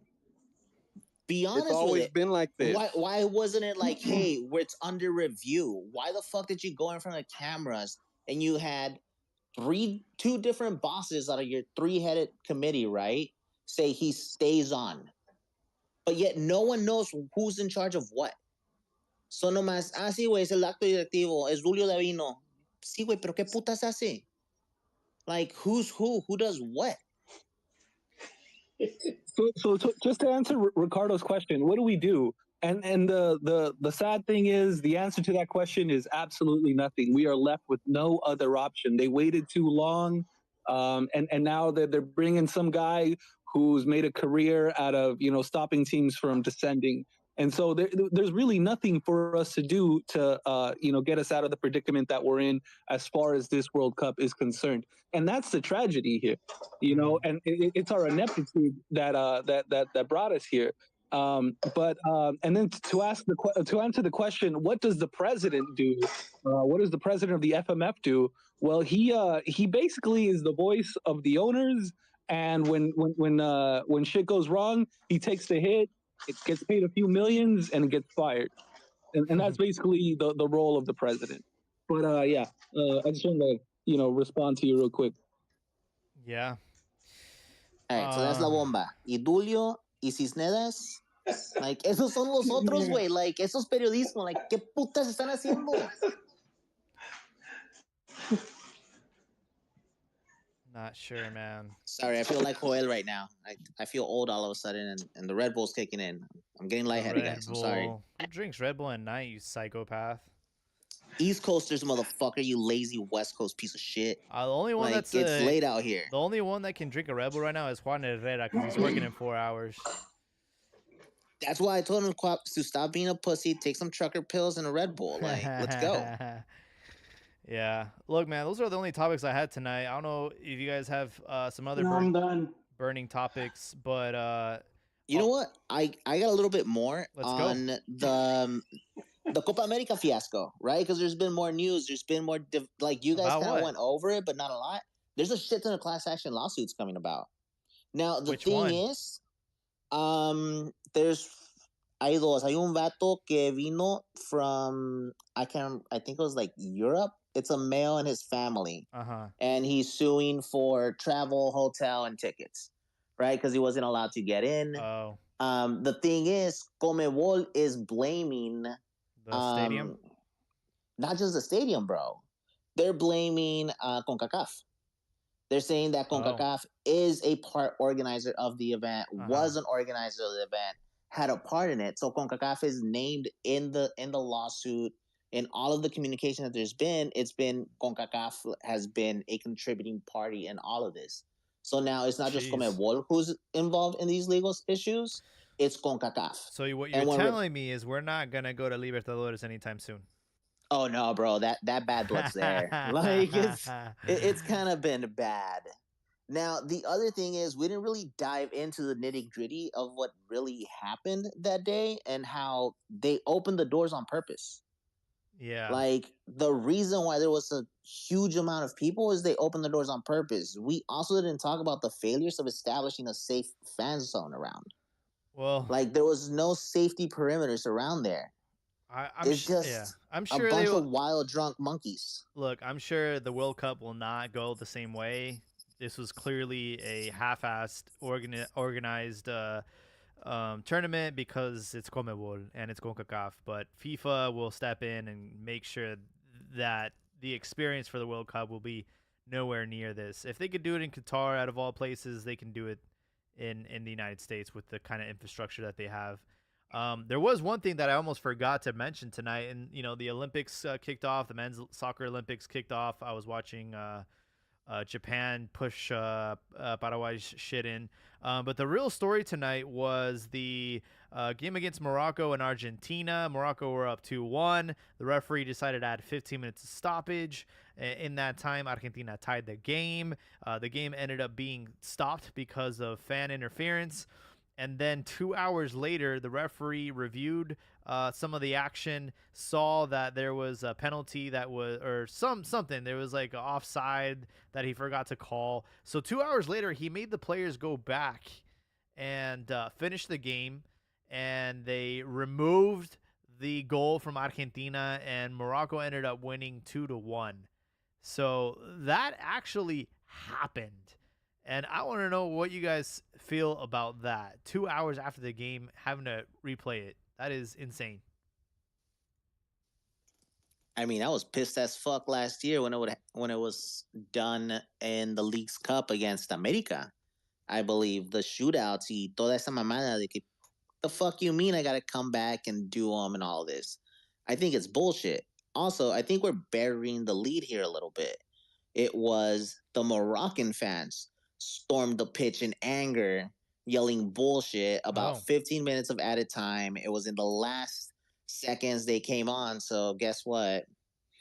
Moroccan people wilding out, right? I guess that's kind of a thing that they've been doing recently. Mm-hmm. So it's just they invaded the pitch. The reason why it took 2 hours was because they had to empty the stadium for security reasons, right? Now there's already a security threat.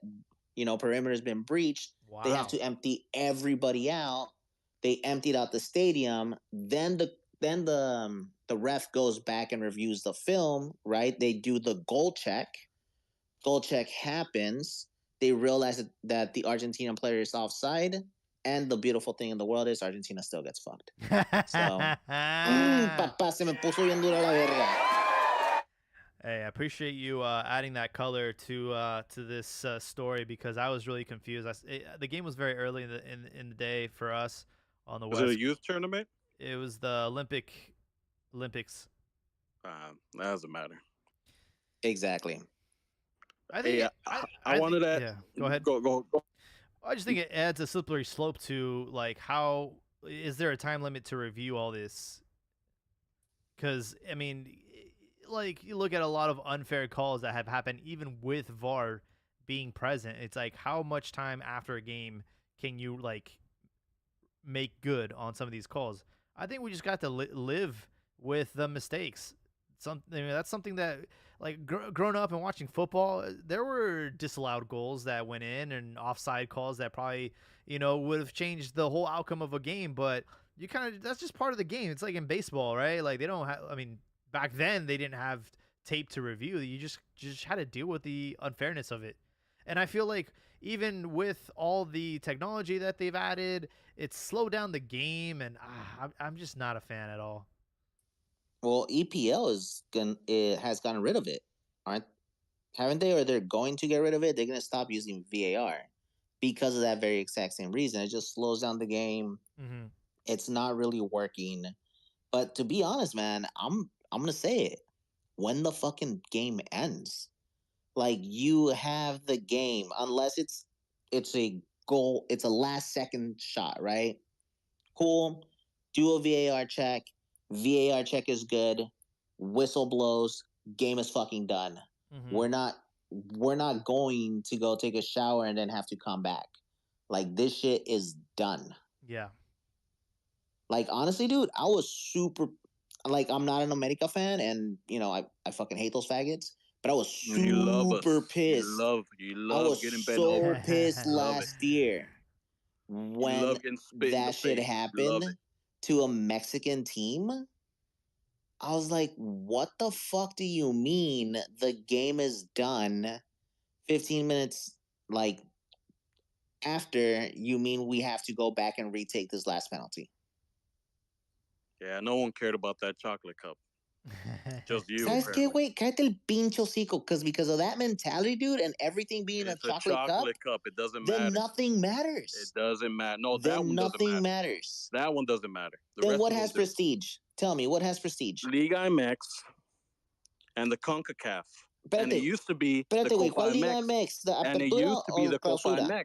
And they got rid of it, and that's it. Mm-hmm. You know what? Copa MX still has a near and dear place in my heart, so Same. All right, I'll give you that one. Pero, ¿cuál de la liga, güey? ¿Apertura o clausura? ¿Cuál importa? Oh, so you're trying to discredit it because it's two. Yeah. That's a simian Mexican mindset for you. No, when because you don't have reality. Any arguments, you just discredit everything. Typical No, because you're trying to make it seem like it's this great They literally thing. made the damn tournament 2 seasons ago. It's a chocolate cup. They can name anything official. That doesn't change the fact it's a chocolate cup. So just to respond to Ricky Ricardo, I agree. There's no prestige, but what's to say that doesn't change in 100 years? Like, oh man, I'm gonna be dead. I really don't give a shit by that. I'll be maggot shit. I don't care. Just to add context, right? In the 1930s, when the first World Cup happened, England didn't go because it was beneath them, because there was no prestige to the tournament. Forward almost 100 years, because we're in 2024. The prestige of the World Cup is like night and day, right? In difference compared to that time. So I mean, as far as like prestige, it's relative. It's relative to time, and time will tell what the prestige of the Leagues Cup will be. And hopefully, you tell me in 100 years MLS will be prestigious. Yeah, maybe if they keep at it and if they invest in it, it could very well be. But as for right now, I'm with Ricardo. There's no prestige to the Leagues Cup. When you build your time machine and you fast forward 100 years, let me know how it goes. Until then, it's a fucking chocolate cup. Hey, I wanted to add 2 points because I don't think these topics were covered enough. Yeah. What happened to the almighty, all-knowing, in the freaking second coming of Jesus in Bielsa in the Copa America? Uruguay? Yeah. Supposedly he's this youth nurturer. He fucking finds superstars in the ass cracks of some fucking Uruguay and all over. He was facing a Colombia team with a man down and he couldn't score one measly goal. You guys wanted this guy from Mexico? Look, dude, Biesla, we all know what he does, right? He does such a great job revolutionizing, getting everything excited. But then when it comes down to the main games, he always fails to capitalize. The only time that was an exception was when he was at Leeds and he got them promoted to the first division, and that was huge. That was probably his last like historic like honor that he's accomplished. But I mean, look, they lost to Uruguay, Colombia. They would have lost Argentina anyways. So with a man down. I'm gonna be honest with you. I think he blew that match because he changed formations 4 fucking times during the match. Mm-hmm.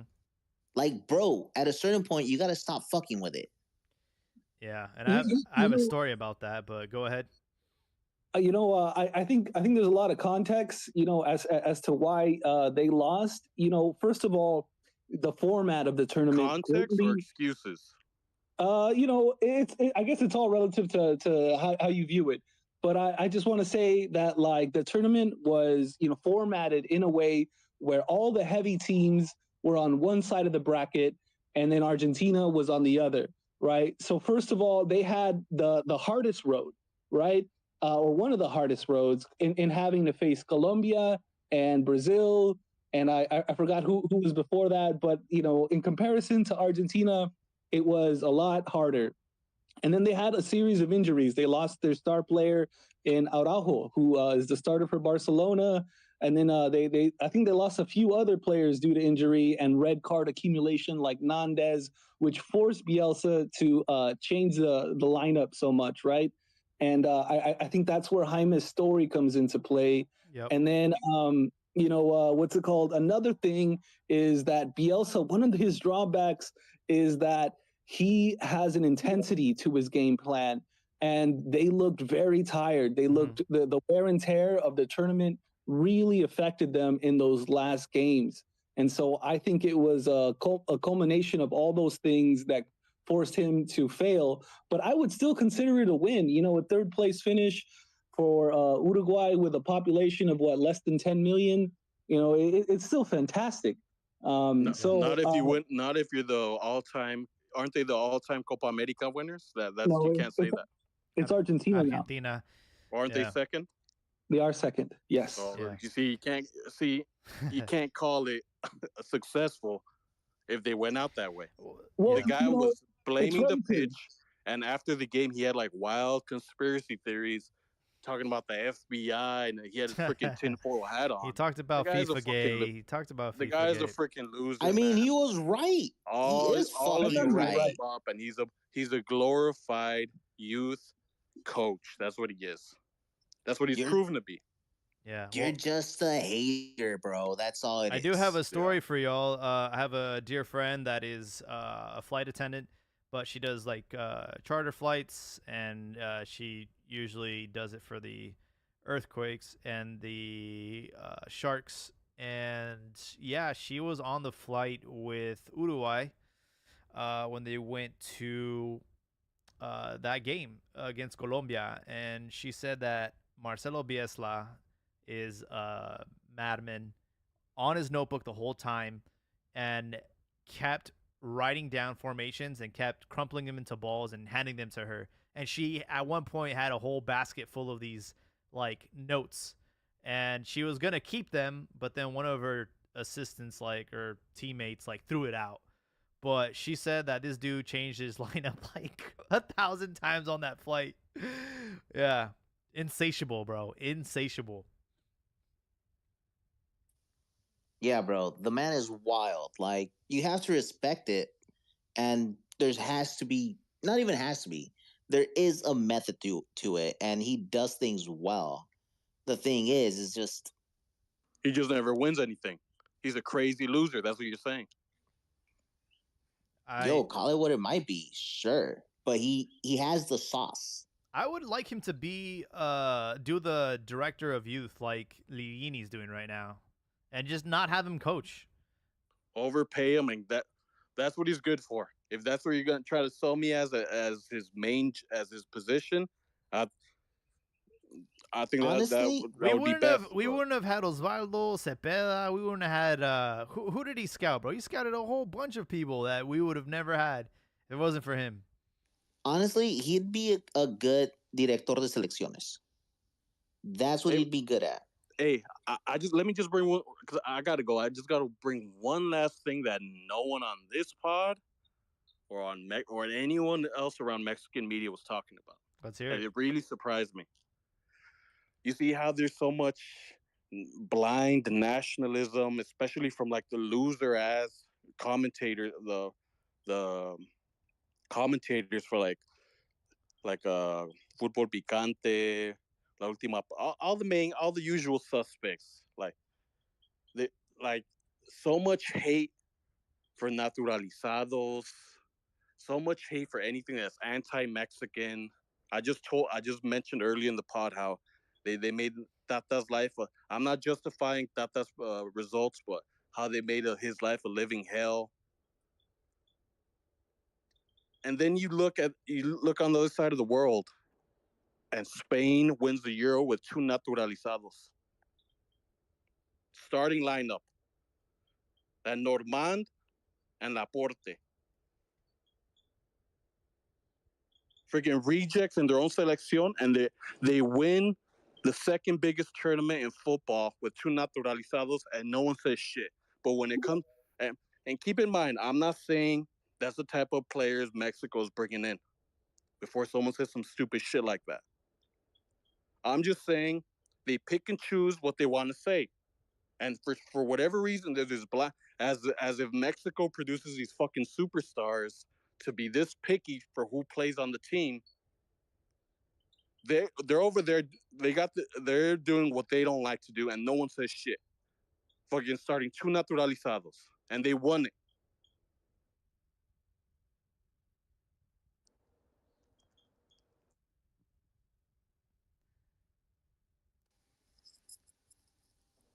I know Ron joined. I don't know if he has anything to add. I've left everyone speechless, man. This is a very hot topic in Mexico, and for whatever reason, no one was talking about it.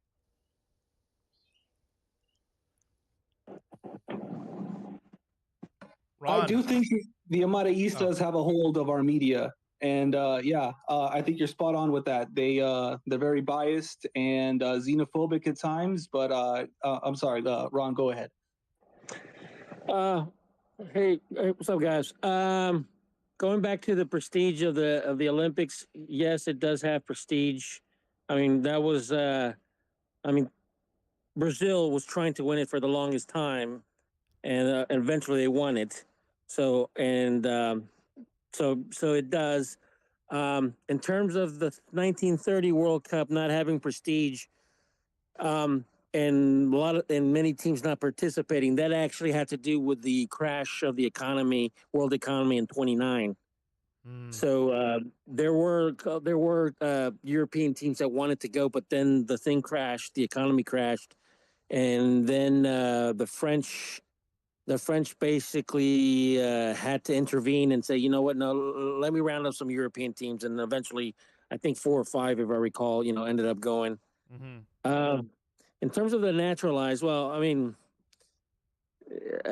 again, that's the Bosman ruling. That changed. That basically changed everything in terms of European football, and obviously European football being the apex.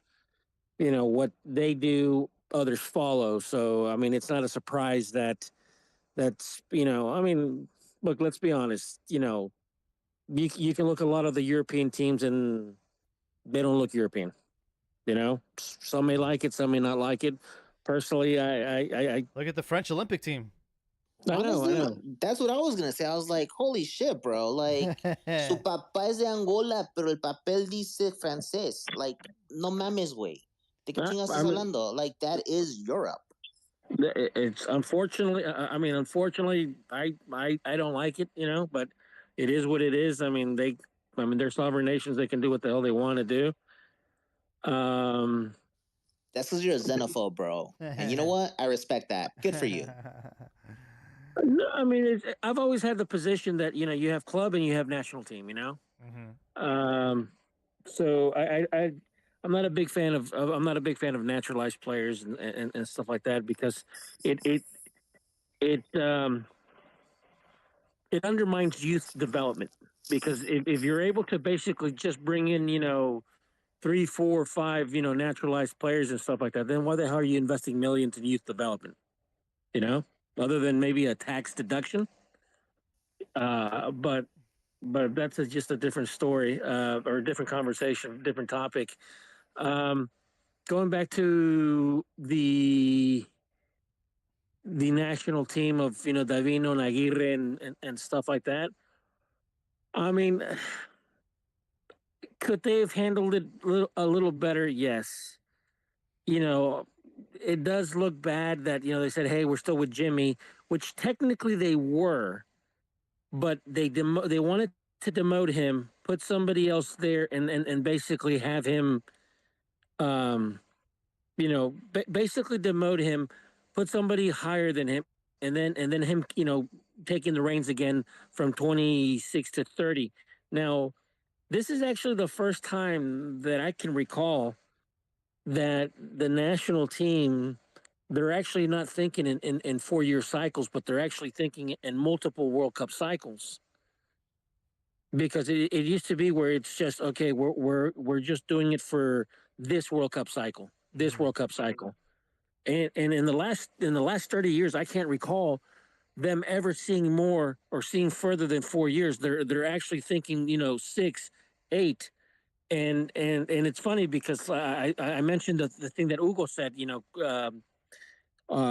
the interview that he did with what's the name Pelaez, where he's like, "Hey, I need 3 cycles, and I can get it, and I can win it in the third one." Well, whether you agree with him or not, but the point is that he's already thinking past just one cycle, and right now it seems that the national team is trying to think in 2 cycles, which I think is a step in the right direction. Um, I don't think that whatever happens, whatever happens in 2026, I don't think is going to burn Rafa Marquez, because I think everybody knows that he hasn't coached in the first division. They were very adamant about him, being in development for formativos. Yeah. All right, that's the term that he's using now. This is there is a difference when you're coaching youth and you're coaching even first division and national team. Now, when you're coaching a first division, you got egos. When you're coaching a national team, you got a lot of fucking egos. Yeah. And that's right there's the key, I think, where Rafa Marquez, it's going to serve him well, regardless of how the team does. It's going to serve him well because he's been coaching youth development, and obviously these players, I mean, he can scream at them or discipline them and talk to them in a way that you're not going to be able to talk to with a professional player. So there are some benefits of him being the assistant here, because I mean Aguirre's got a lot of experience, man. I mean, you can't deny that. I mean, he's got 2 World Cups, and keep in mind he went into these World Cups in rocky times, and not to mention he also has a lot of experience in Europe. So I mean, other than in terms of the coaching staff, I don't think you're going to get a better coaching staff, at least with Mexican coaches, than what you have there right now. Because really, those are the only 2 Mexican coaches, with the exception of Nacho Ambriz, that have, a lot of European experience in coaching. Mm-hmm. Other than going with a foreigner, with the foreign coaches and stuff like that have a great resume in Europe, you're not going to find that with the Mexicans. And the only ones that have meet those those boxes is Aguirre and Rafa Marquez. So I don't know. Like I said, I'm not making them. I think a lot of the pundits overreacted with Aguirre and Marquez in terms of how they announced it. I mean, I saw some of the stuff that what's his name, Rafa Puente Jr. was saying. Some of the stuff that what's his name, Marc Rosas was saying. I just think I think they were just being critical just for the sake of being critical. Sure, they made some good points and stuff like that, and obviously, the way they presented the coaches and their bullet points. Yeah, it's open for criticism, but I just sense that they were going to criticize no matter what. Uh-huh. And I think that's just been that has been the MO of the Mexican press for as long as I can remember. No matter what you do, they're going to criticize it. Yeah. Mira, carnal, I'm going to share with you a little bit of insight. My dad used to be a periodista in Mexico, and he always told me growing up, the problem with the Mexican press es que somos una prensa amarillista. Like, there always needs to be something wrong. There always needs to be an issue. We have to, like, fear-monger something. Somos amarillistas.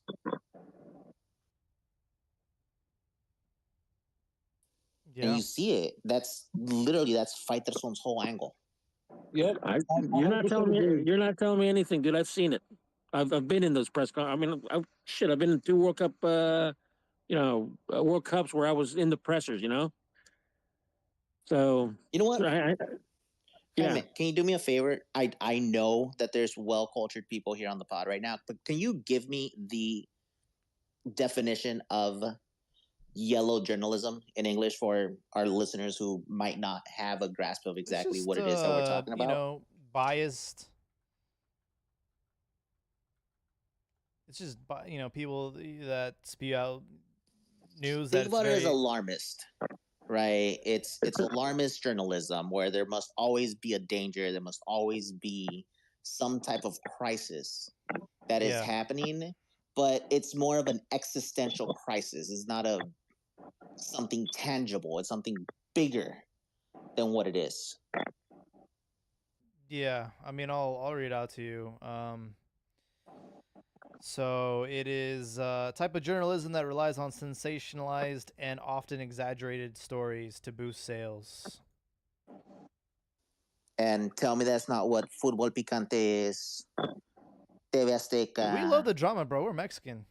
Ah, huevo, güey. ¿Por qué crees que estoy viendo Teresa ahorita? Why do you think our novellas are so good? Like, we love drama, man. And we love putting our own people down for some fucking weird reason. I don't know, dude. And that's the thing. Like, that's Mexican soccer. And, like, all right. So here's the thing, Ron. You said it. Yeah, for the first time, we're talking about multi-year cycles, right? For a long time. I remember almost a year ago, I brought up the argument of, like, Mexico doesn't know what a proceso largo is at all. They don't understand it. There's very few people within Mexico who do. And Grupo Pachuca is honestly one of the only ones who really understands what a proceso largo is, right? So therefore, tell me, what guarantees do we have that Mexico even has it in them to do a proceso largo? Because let's be honest, the power doesn't seem to rest within FMF. It seems to rest with los dueños. So cuando esos cabrones se cansen de algo, ¿qué te dan las garantías? The guarantees that it's going to stay there. So I just want to respond real quick because I think you bring up a good point, but I just want to say that we had 2 chances to provide a longer proceso than just one World Cup. When we offered it to Osorio and when we offered it to Tata Martino. Both of them were offered an extension, right? And then both of them turned it down. And I think one of the major contributing factors is the hostility of the press. It's a hot seat. It ages you. There's this saying that it's more important than the presidency of Mexico. And so, I think we the federation has tried to have a longer proceso, but it's just such a hostile environment that it hasn't happened.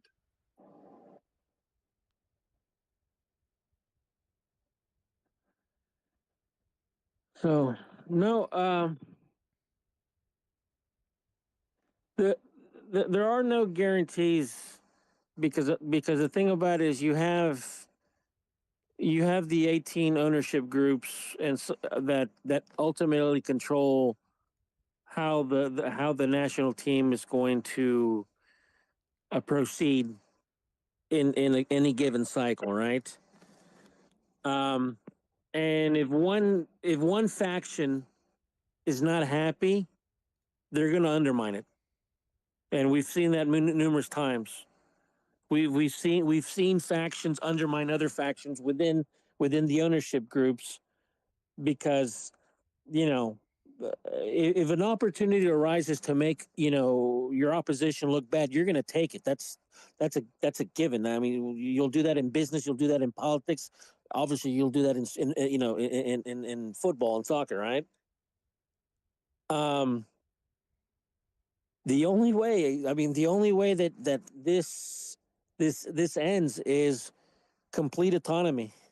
So, from the Liga MX and the federation. I don't see that happening. I don't think that'll ever happen.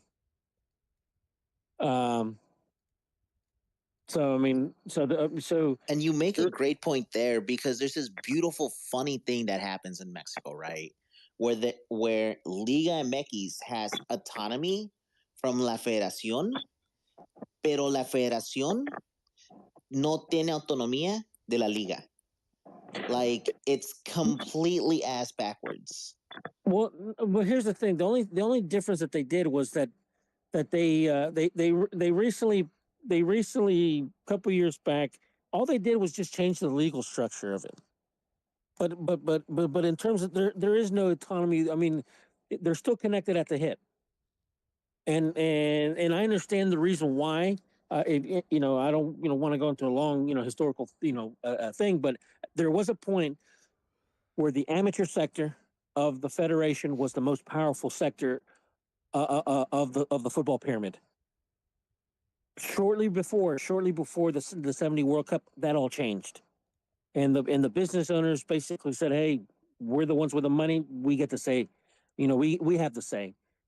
And it's been like that, and I think, like I said, it's always going to be like that. I don't think that you're going to separate them from the hip, and I think that I think the only way that this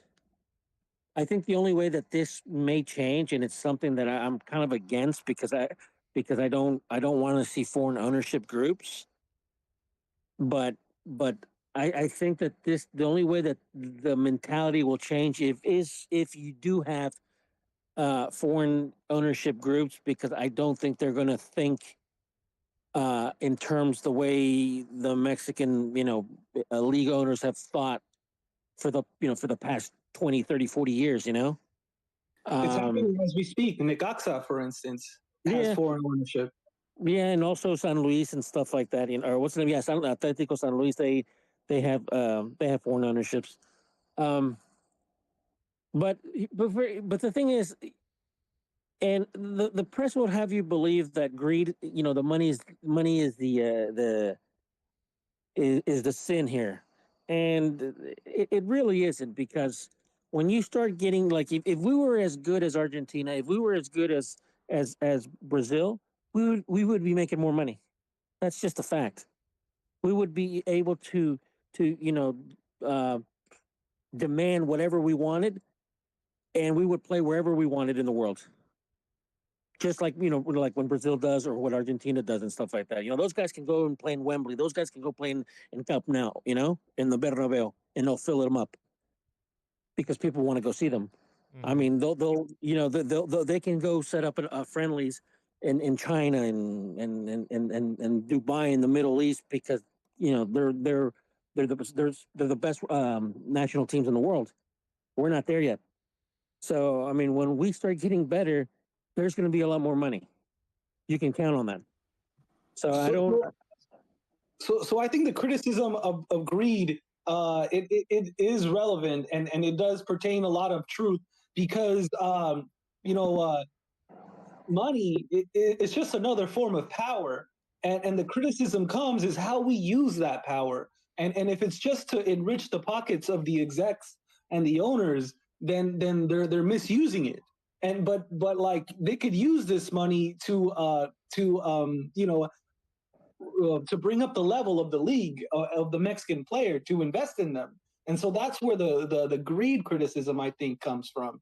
It's what they're doing with the money, not that they have money. Well, I mean, you actually do see what they do with the money. I mean, let's be honest. You know, the infrastructure that that Mexican League has, by and large, is all basically done with private money, with the league owners, and in their companies. You know, so I mean, there's a couple team, the couple teams like Pachuca and Orlegui that sometimes they try to, you know, they acquire land and stuff like that using public money and whatever and whatnot. But pretty much, I mean, you do see what they're doing with the money.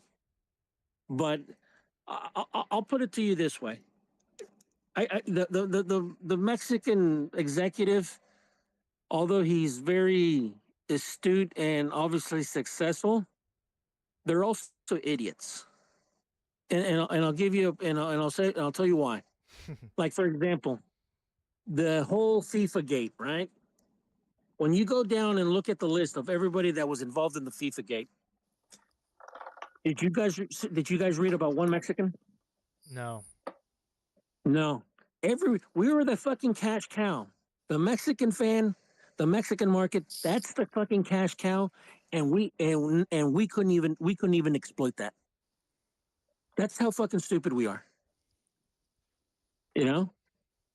And I'm like, you had all these fucking guys from all these different countries, all these executives, basically just, basically exploiting the Mexican, exploiting the U.S. market, which really is a market that we created. Don't let anybody, tell you otherwise. We created that market, the Mexican fan, the Mexican American and the Mexican. And it's a market that we created, going back 50, 60, 70 years. And it's funny, and everybody was exploiting it except us. So I mean, we're stupid, and sometimes we want those quick profits and stuff like that, but we're not able to see past 10 years. We're not able to see think in terms of 10 years, 20 years. But right now, in the immediate need, I think right now we just don't have the players.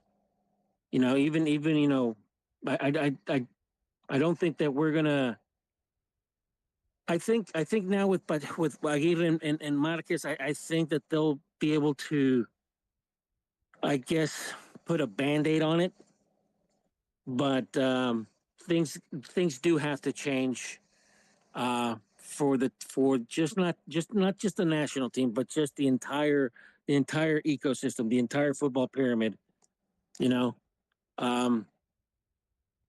Because if we don't have players in Europe, and we don't have a competitive league, and I do think we do have a competitive league, but we can't test our players constantly. And what Tuca Ferretti said, I think was it yesterday's show or the day before, where he said that the League's Cup that benefits them more than us. And I've been saying that for a long time, and I maintain that, and I believe it. I don't think you'll ever convince me otherwise that putting all our eggs in one basket has been beneficial for us. But that is the state of affairs, and I don't see it changing anytime soon. But here's the thing. It benefiting them doesn't necessarily mean that it negatively impacts us. It's not a sum loss if somebody gets better. No, you're right, and I've said this before many times that competition, breeds competition. I won't deny that. And it had the U.S. been a stronger rival, going back, let's say in the 40s and 50s, would Mexico probably be a better team? Yeah, of course. For the longest time, Mexico was a football island.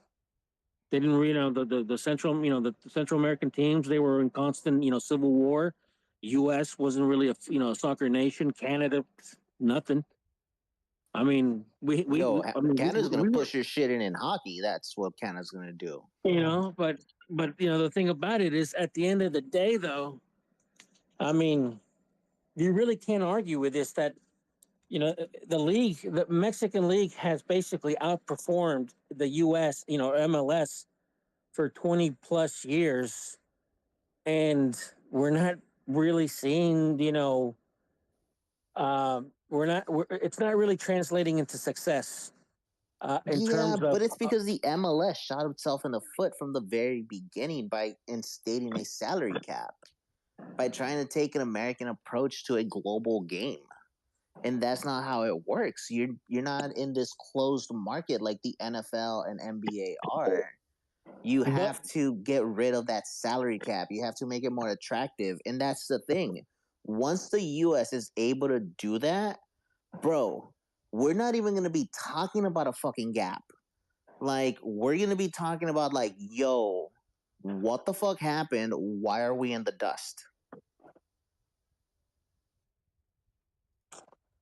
No mames, wait. Neta, you want to fight this one? I do. I don't think. You don't think that the U.S. market can attract top talent once top dollar is being offered? I don't think that you're ever going to get. I don't think that the U.S. is ever going to top the Big Four in Europe. I don't. It's just there's too much history. There's too much influence. You know why? You know why that's wrong? Because when the U.S. does that and they start bringing those superstars, Conmebol is going to come over and beg for the U.S. to play their tournaments, like they already are with Messi. They're going to be begging for that. So that exposure, those higher eyes and everything, you're going to be seeing it more to the point to where inevitably, it's going to morph into something a lot bigger. They've already begged them. They already begging Mexico. If you recall, when they had, what was it, Santander or whatever, the Santander official basically said, and I'll try to find the article. The only fucking reason they decided to, I don't remember if it was Bridgestone or Santander or one of those, right? Basically said that the only reason we decided to even sponsor this was because of the involvement of the Mexican teams, because they had Santander. Because they had access to two markets. They had access to the U.S. market and they had access to the Mexican market. Yeah, that's how crucial Mexico is. So once the U.S. shakes off its salary cap issues, bro, it's gonna be like fucking Bobby Schmurda's hat. It's never coming back. So I don't think that Jurgen Klinsmann once said that in order for the U.S. to be a top a soccer nation, they have to have the same pickup culture that they have in basketball. And unfortunately, you're not going to have that in the U.S. You're not going to have that pickup culture because, unfortunately, the youth sports has become so goddamn. It's become such a money making machine that it's going to kill that pickup culture, and I see that as an unfortunate.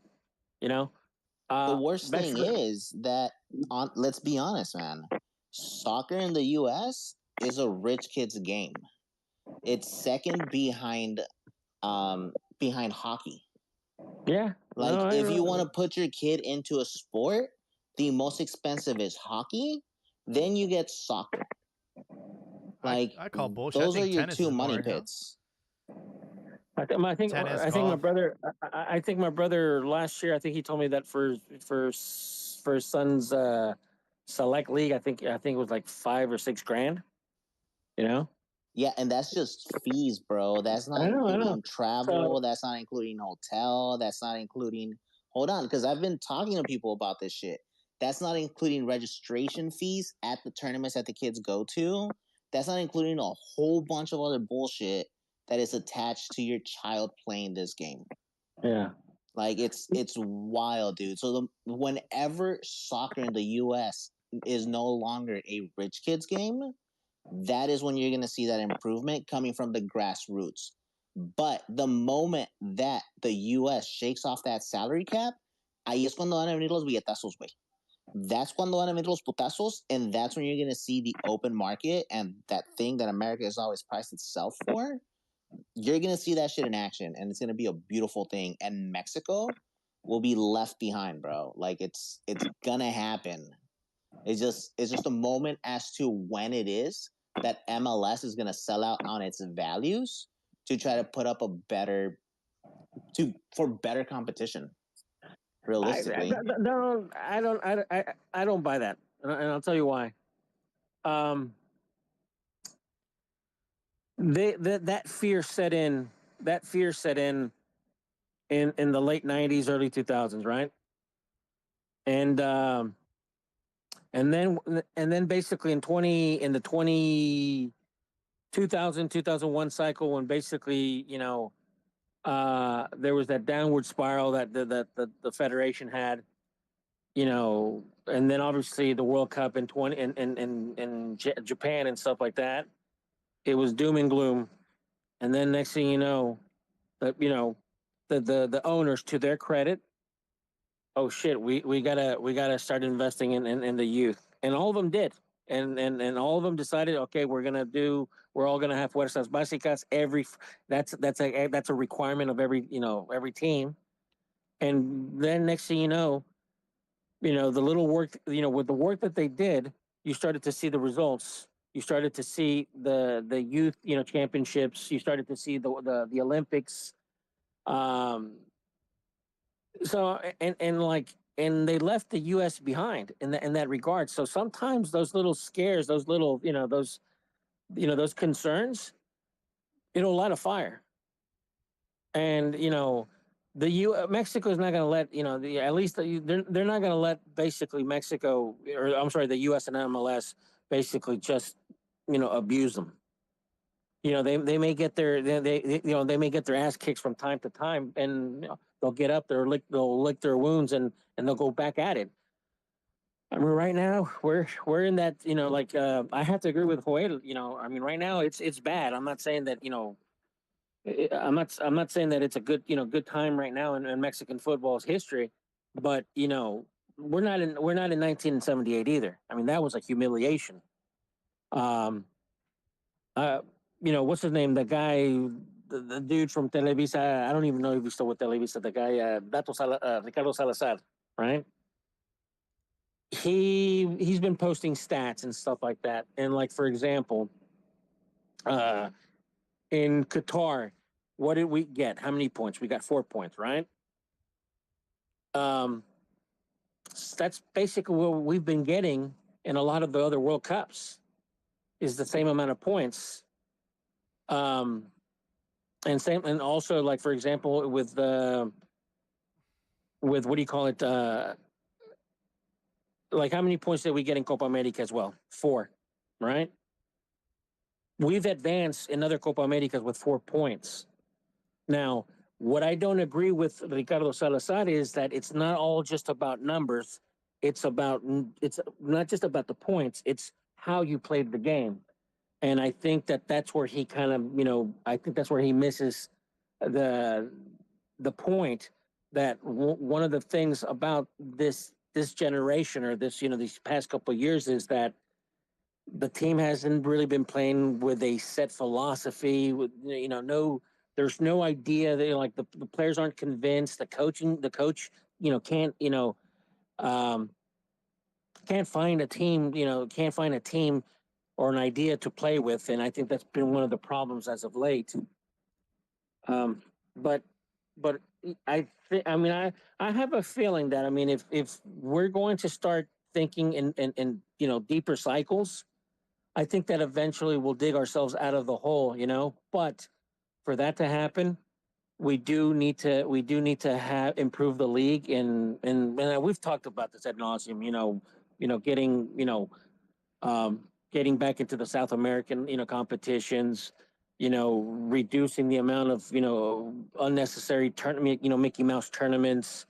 Um, you know, Having better youth development, better youth coaches and stuff. So Ron, just to push back on what you were saying about how Europe will never be overthrown, I'm going to have to disagree. I think the infrastructure and the power in the U.S. and Mexico definitely has what it takes to dethrone them. Maybe not 10 years from now, maybe not 20, but someday in the future.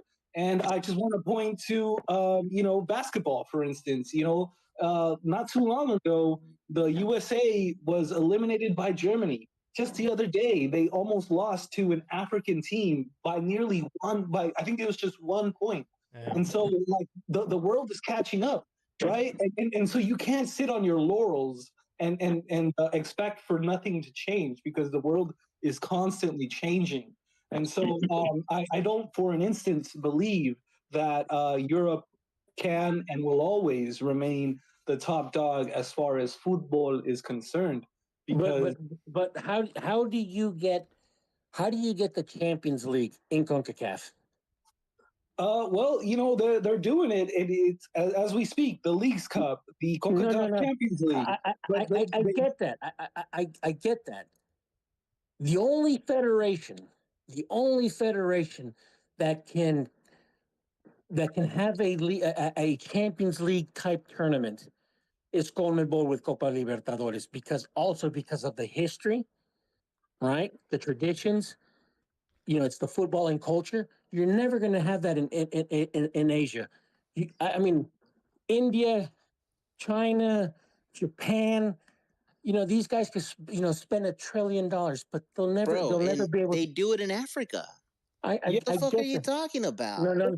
But like, here's the thing, bro. No. Hold on. You missed the conversation earlier. Like, the whole thing is you have to invest into it. Like, yeah, you have to make your own history. You have to be willing to invest, because, yeah, in time, this will be that. You have to be willing to invest, because otherwise, go get on your fucking knees and go grovel. Like, build something for yourself. Here's the thing. Even Africa, okay, which they have a lot of good talented players and stuff like that, they basically get on their knees. Whatever Europe says, they'll do. Yeah, that's some colonized mentality type shit. It is what it is. But I remember vividly when the Ivory Coast won their, got their first, when they qualified to the World Cup for the first time, right? 2006. No, it was 2010. 2010.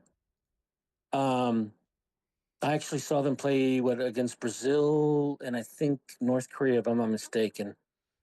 Or was it 2006? It was 2006, dog. 2000. Well, anyhow, so I remember that there was a video of basically what's his name, Drogba, right? Drogba. And the first thing that he does when he goes into the fucking locker room, who does he call? His mom? I don't know. No. Who was the coach at Chelsea at the time? Oh shit, Mourinho? Yeah. And asking, hey, boss, can I stay a couple days later here? I mean, it's like, I don't care if it's Asia. You're talking shit about someone checking into work and being like, no. What I'm saying is, especially the way Mourinho is, like, fuck out of here, my guy. Come on. European football is always going to be the gold standard. Because of the history, because of the geography. You're drawing at straws right now for someone calling their head coach and being like, yo. No, I'm just saying, can I stay here longer? I'm supposed to report back.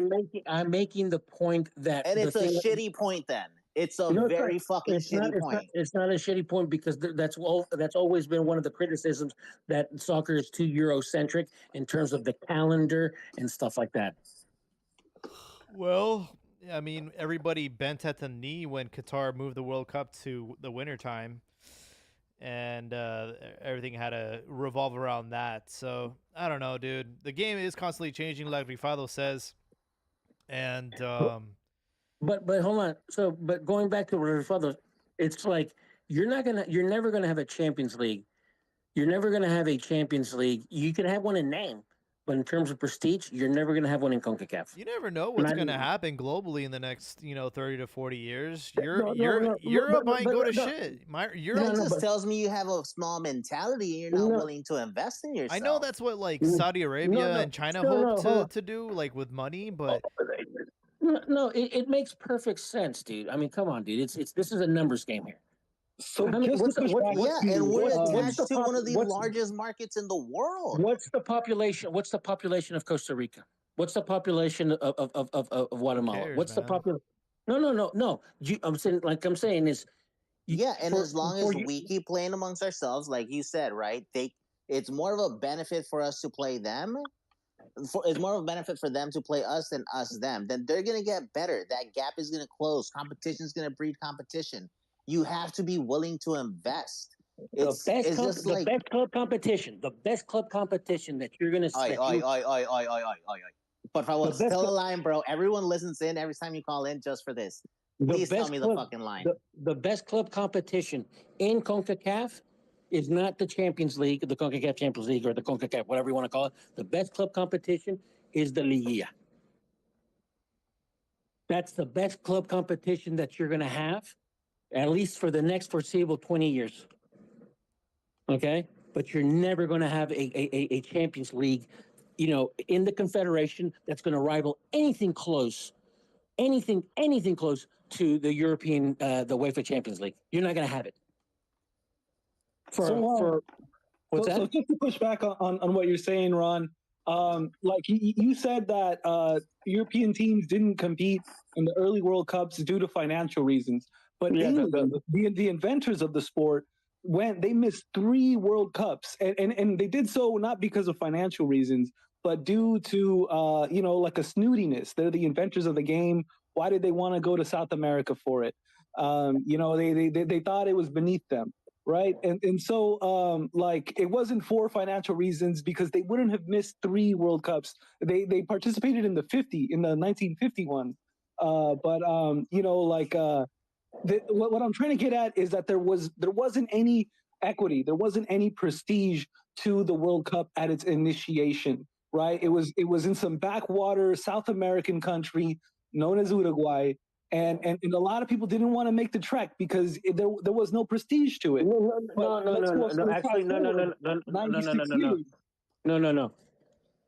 Uruguay. The reason Uruguay was chosen was because they were 2 times. They had won the Olympics twice. Okay, they won it in 20. They won it in 24. They won it in for the World Cup. They won it in 24 and they won it in 28. And the person in the federation that had been pushing for a World Cup independent from the Olympics was the French Federation. Now, the English, they didn't care. They didn't, because of animosities and historical animosity that they've had with the French, they didn't really want to propel the French FA, the French, and give them more power. Okay. So, I mean, that's a whole different conversation. But in terms of like, now, you're never going to see that in your lifetime. I guarantee you that. You're never going to see a Champions League in our region that's going to rival what the Europeans have. You're not. And that's okay, bro. I don't need a payoff right now. All I need is to set the building stones and to see something being built on it. Whether it means us investing in it, sure. All I need is to put in the work. You don't get it. It doesn't matter what you invest in. There's other players that have to invest in it. And I'm sorry, El Salvador ain't going to do it. Guatemala's not going to do it. Panama's been trying to do it. Costa Rica's been trying to do it. But the thing about it is, even with their limited population, they have a fucking population of 7 million. Do you think they can really sustain a competitive league with that population. Hey, Bitcoin City in El Salvador. Don't sleep on I will that. say El Salvador is having an economic boom. Like I Okay, don't know so what here's the this thing. argument is. Uruguay is the exception, not the rule. And why? Because of the history and the tradition that they had with the club football, where Montevideo can have 15 professional, 15 professional, clubs. But let's be real. Let's be real about this. Their league is shit. Their league. They have teams that only have stadiums 3,000, 4,000, 10,000 people in their stands and stuff like that. That's why the European player, has to go to Argentina, has to go to Brazil, has to go to Mexico, or has to go to Europe. So, like I said, you're not going to have that. We can keep it. Yeah. What's that?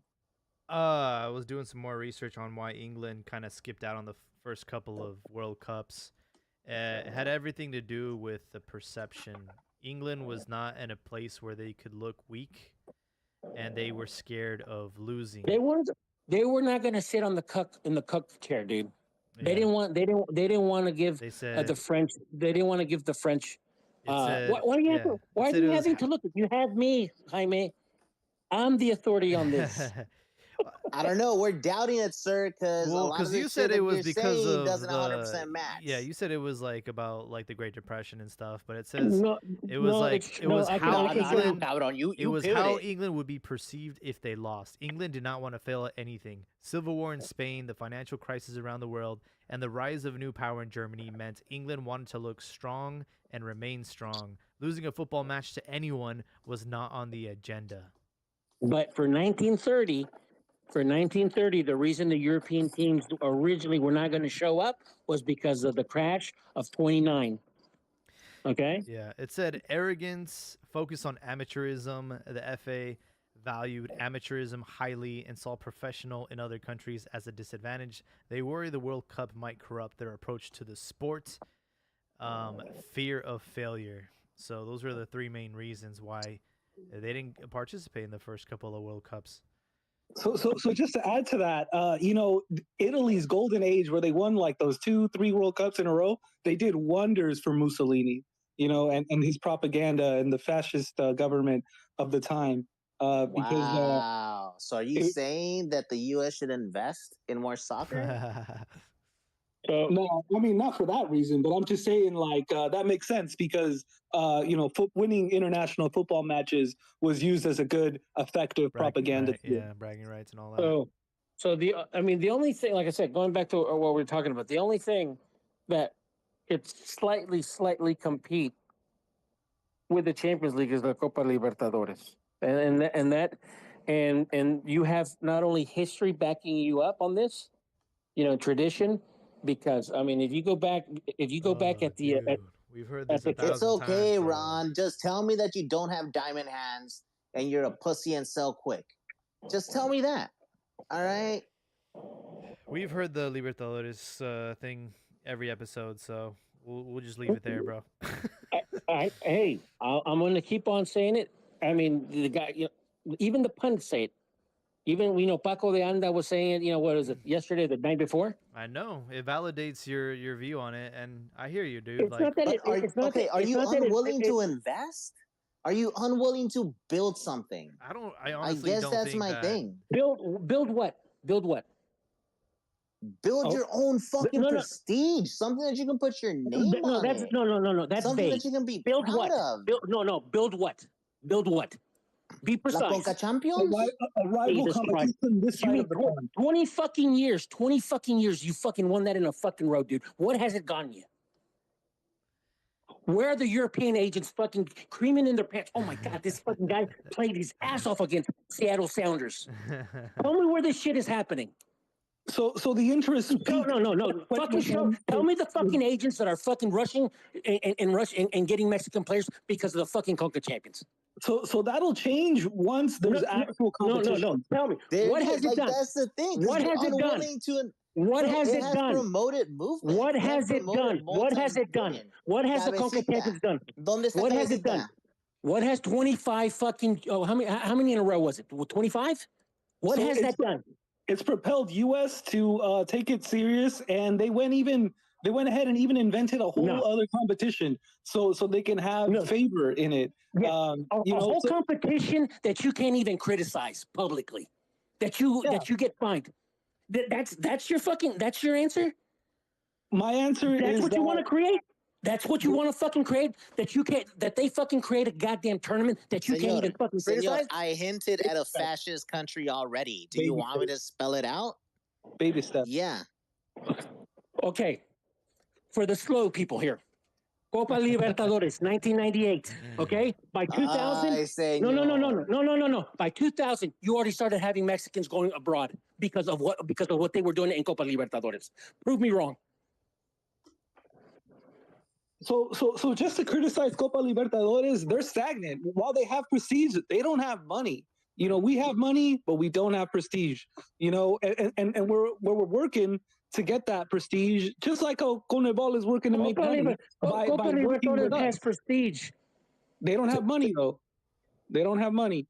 And you know what? Like, I would not be surprised to see more cooperation between the two federations because they have prestige and we have money. They don't have money, but they have prestige. It's a perfect marriage then. They have prestige, we have the money. That's really the only way we could ever get close to competing with champions is if we combine. And that's what I was hinting at. That's what I said earlier, is that once the U.S. gets rid of the salary cap, it's there. I don't know, dude. There's just too many teams in the MLS. Question, guys. That's why it's a Champions What if the Nations League? What if these Nations League and Champions League do for the U.S.? You mean winning the Nations League, or Yeah.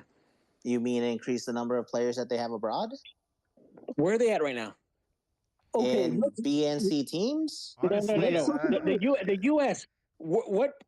They're in the same fucking boat we are. They are. And they've really tried to are, paint the but picture hey, that they've but here's progressed, the deal. Hold on. They also But when didn't you get out of look the group at stage in Copa America like when us. you look at their crop, though, when you look at their crop of players, It doesn't matter, bro. You're not even. Yes, Hey, it does. The point that La you're, materia hey, prima is an important They thing. didn't get out of the group stage. The point that you're about to make is actually works against you, bud. So think about your words.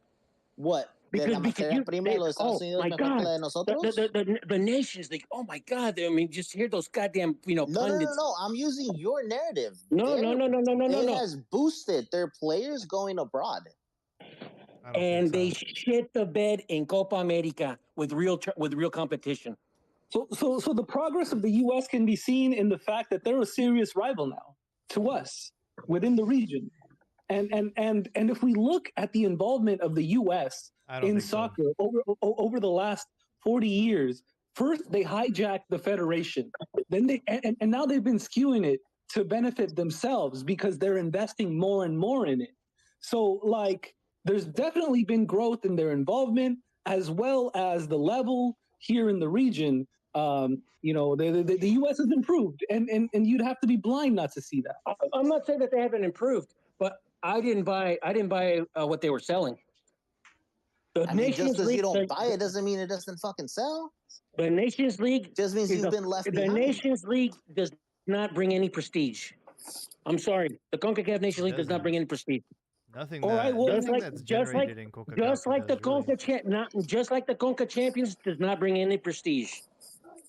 Now I know I'll amongst us, I was like, oh my, hey, we're the best in CONCACAF. Like, we also have the Giants Cup. Yeah, I fucking do that to poke the bear and make fun of you guys, But I mean, it's like, like Chivas only had one or whatever and stuff like that. I mean, that's amongst us. Yeah, I mean, we kind of, but the thing about it, in the grand scheme of things, those tournaments don't mean shit. And it's not that I'm trying to shit on them, but that's just, it is what it is. That means that in order for the CONCACAF champions to ever get any sort of prestige, it means that every member nation, or at least a good 75% of them, need to start pulling in the same direction. And unfortunately, I'm sorry. I haven't been arguing that, Ron. What you said that it's shit, and it's always been shit, and it's always going to be shit, and that's what I'm arguing. Because it is shit. but it's less shit than it was yesterday. And tomorrow it'll be less so. And who knows, in 100 years, 96 years, because that's how long this thing has been going. And there's nothing that's going to stop it from going, bar Armageddon, that's going to stop it from going another 96 years. So, you pivoted. You've pivoted, and that's not what we've been arguing. In order for the league, or at least I should say the region, to improve, okay? Mexico is going to do what they're going to do, and they're fine because they have the infrastructure and they have the market. The U.S., they're going to be fine. U.S. and Canada, they're at the hip, right? They'll be fine. But in terms of Central America and the Caribbean, what they're going to need to do is they're going to basically they should have a confederation league, meaning the best 2-3 teams of every Central American team, and have one league. And unfortunately, that's not gonna happen. It may kill off the smaller clubs, but in terms of having a competitive league in Central America, I think that's the only way that they're ever going to have one. I don't think you have to depend on the other nations to get this done. I think the only thing that could realistically, if we want this to ever happen, soccer in the United States has to become the most popular sport, and I just don't see that ever happening. No, it's not. No, hell no. Football will remain king. Football will remain king. Yeah, because soccer is looked at as an immigrant sport. But it will always be looked at that way, dude. Exactly. So it's not gonna be that popular because of that very same reason. It would have to take the whole country to be like, hey, let's actually be number one in soccer, and let's push everyone into that. But that's never gonna happen. You know what I think would be the one thing that would trigger that change within them? Getting humiliated in a home World Cup. No, because they were already humiliated plenty of times, and that's never like a Germany 7-0. It's never going to change that. It's going to make them care about it even less. Look. Depending. What happened when they didn't qualify to the World Cup? In what was it 2018? What happened? Yeah. Absolutely nothing. Nobody gave. They didn't even know. They didn't even know it happened. It was not on ESPN. It wasn't on any major sports network. No one gave a fuck. They were like, "Great, now I don't even have to pretend to care about the World Cup because we're not even in it." Well, I don't think it has to become the best sport. There's enough people. It could be top 4, and I think that would be good enough. It is, and you're right, Joel, because you don't need 100 or 300 million people to be behind it. Yeah.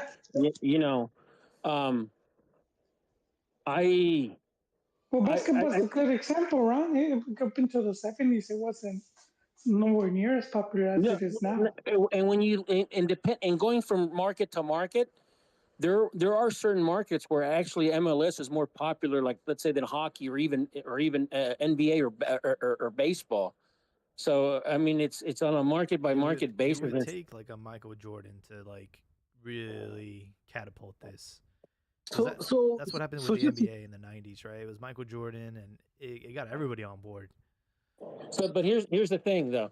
In order for that to happen, in order to have that MJ type of person to catapult that that thing, that player, that American player is going to have to play where in MLS, or he's going to have to play in either Barcelona, he's going to have to play in Real Madrid, or he's going to have to play on another team, like a historical team, like maybe a Liverpool. I think he would have to play here.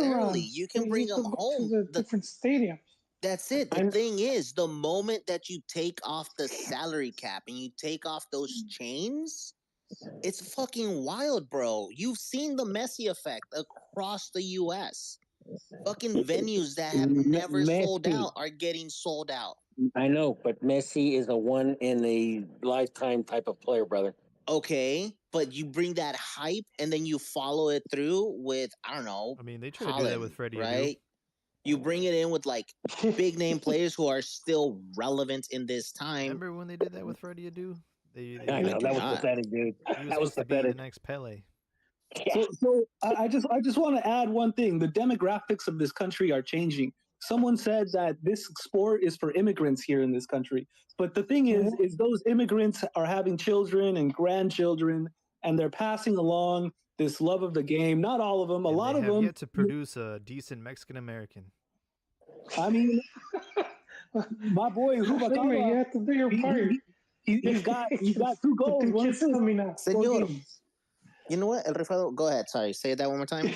So my boy Rubacaba, he has 2 goals, 1 assist in 4 games, man. I think he's the real deal. I'm following him, and I absolutely love him. But I think it's gonna happen. He plays for Pumas. But what's it called? You know, like right now, like the best player in the league, one of the best players in the league is a Pocho, 3rd generation Pocho, plays for the U.S. Like, you know, yeah. Bro, your personal Lord and Savior. Like, because he has saved you. Oh, come on.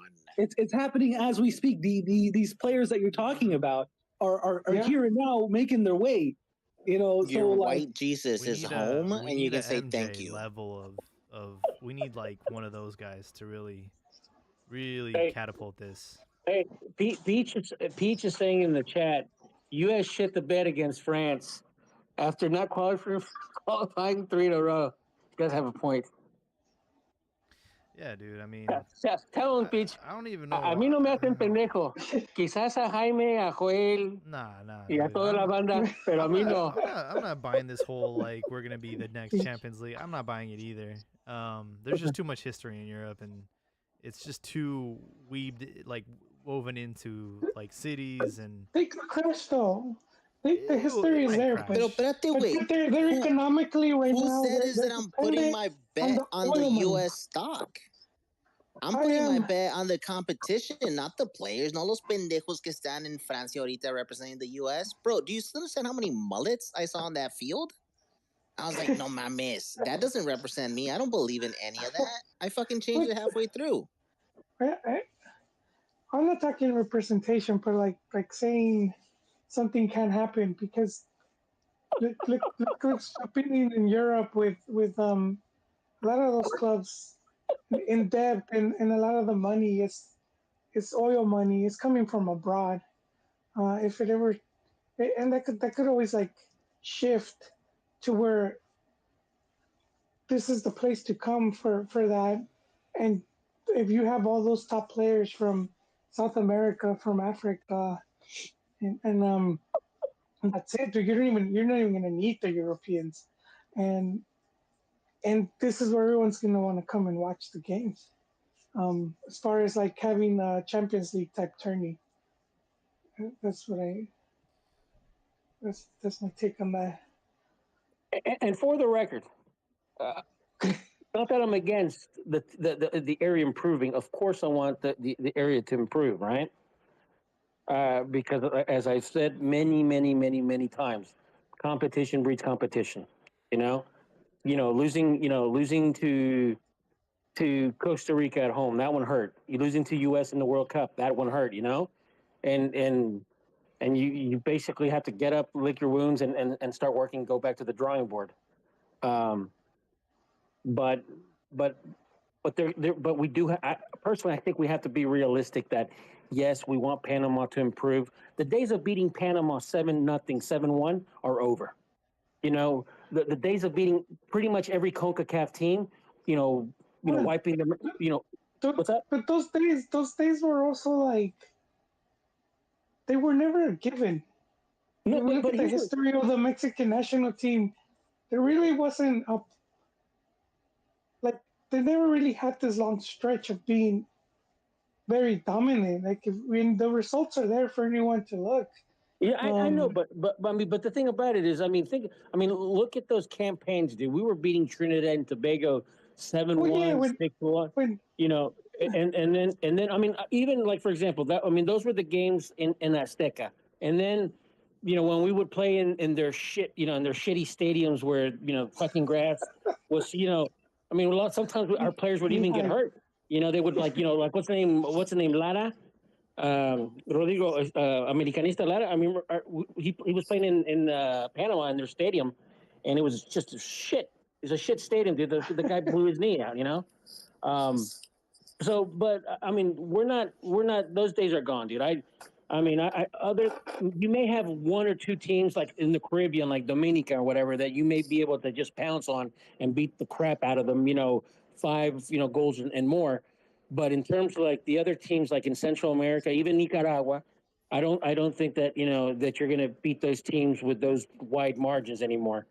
Yeah, but like that's the thing, man. You guys are old heads. You guys remember the good old days when all that shit happened. I don't kids growing up now. I don't You bring up topics from el año del queso. You're an old head. Pero los niños de ahorita, güey, los que están ahorita, they remember the U.S. winning matches. They remember more competitive games. So everyone's coming up. It just depends on what snippet you want to look at. You're looking at the olden days. Look at from 2000s onward. Look at I'm telling you right now, I have 2 nephews that support Argentina and Spain, bro. Like they don't even bother looking at Liga MX or represent Mexico, and they're Mexican, bro. And I'm like, dude, does that grind your gears? I look at my cuñado, bro, like, you fucked up, dude. Like, come on, man. You're like, yo, bro, do you ever think about hitting your kids? Like, damn, what the fuck happened? Like, this is on you, bro, because I would not allow my kids to represent. Like, they're like, oh, Argentina and Spain. I'm like, bro, you're Mexican, dude. What are you doing? Like, are they full Mexican? Yeah. Yeah, bro, you didn't hit your kids enough. Like, you're like, estás pendejo que? Like, what's wrong with you? They're not my kids. I can't do that. How do you let your son wear an Argentina jersey being like a fucking diesel? I always hated that. I mean, I always hated when they they would wear a Boca or a River or jersey and stuff like that. But they identify as bandwagoners. Oh, okay. I thought you were gonna say worse, bro. You're gonna be like they're Latinx. They just want to. People want to follow success. They want to represent winning, right? And we were all one country at one point. There's a Bolivian. There's a Bolivian. Man. There's a Bolivian acquaintance, that he roots for Argentina, and he's a huge Argentina fan, right? And I always fuck with him, saying, they hate you. They call you Mongolito and stuff like that, Dude, I played with Peruvians every Saturday when I was a teenager, and these guys were like grown-ass men, like had kids, had it. And they all, like, anytime Argentina played, they all rep Argentina at the World Cup, at the Copa America. Because, I mean, at that time, Peru hadn't even gone to a World Cup since they went like God 30 knows how years. long. So they all, like, repped Argentina. And I'm just like, wow, dude, I will never get to that level. My wife's family is from Argentina, and they go pretty hard for them. But I could never, man. And I look at it's so popular nowadays. Damn. I see all these kids wearing like Argentina Messi jerseys. And I'm just like, dude, you're Guatemalan, you're Mexican. Yeah, I see them rocking the Inter Miami. It's disgusting, bro. Much more when you have another man's name on your back. Like, yo, bro, you might as well wear them on your face. Like, what's wrong with you? Hey guys, I'm at a jam, bro. We're at 3 hours, so I don't even think I have closing thoughts, bro. It's all. You know what? No, I have a quick closing thought. Let's hear it. Hey, putos. Don't forget, manscaped.com, code Cantina. Vayan y compren putos. All right? Y más importante, si les gusta el pedo, interact with us. Send us a message. Tell us how much you hate me on fucking Twitter, anywhere you want to. Y sabes que a ti también te voy a mentar la madre, so véngase puto. That's it. That's me. For sure. Rifalo, you got anything? I just want to give a quick shout out to, me, I love the youth of Mexico. So we want to give a shout out to Oziel Herrera, who scored a goal today. The other day. I want to give a shout out to Rubalcaba, who's having a great start of the season with 2 goals, 1 assist. In 4 games. What was that? Yael Padilla scored as well, right? No, it was Hormiga. No, we talking about Chivas? isn't the youth like Mexican team playing somewhere right now? I know. Oh, I have no idea. I was just going to do a rundown of all the young guys that are getting keep going. Keep hot. going. So Hormiga with his 1 goal, looking good. Actually, he's probably my favorite. Him and Rubalcaba, they're looking really good. I know he's not too young, but Mudo Aguirre scored 2 goals for Atlas, and he's turning hot. You know, I was waiting on him to get good. This might finally be the year where Aguirre gets good. Efrain and Castaneda are both starters for Cholos. Castaneda converted a penalty, but he's the number 10, but he hasn't really convinced me yet. And yeah, that was it. I just wanted to give a quick rundown of the kids that are getting hot in Mexico. Oh, and a quick shout out to Flores and Cordova, who both started for Tigres. You know, it's not easy to start for that team, and they both started for them. I know Cordova's not a youngster anymore, but I'm just a really big fan of him. Yeah, I think my conspiracy theory hasn't been unproven yet. I haven't seen Rifado and Jóvenes MX in the same room. I think he runs that Twitter account.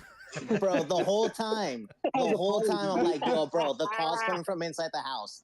Like he's dry snitching on himself. I know who this nigga is now. I wish, dude, that guy has a cult following. He did like a live the other day, and he had like 300 people in attendance, man. Bananas. Yo, he gets replies like from official people. Yeah. I wish I was him, dude. But no, I just you don't. No, you don't. That guy's a bootlegger. He gets cooked a lot. Yeah, you see, I read the comments, and this guy gets cooked a lot. He says some wild shit.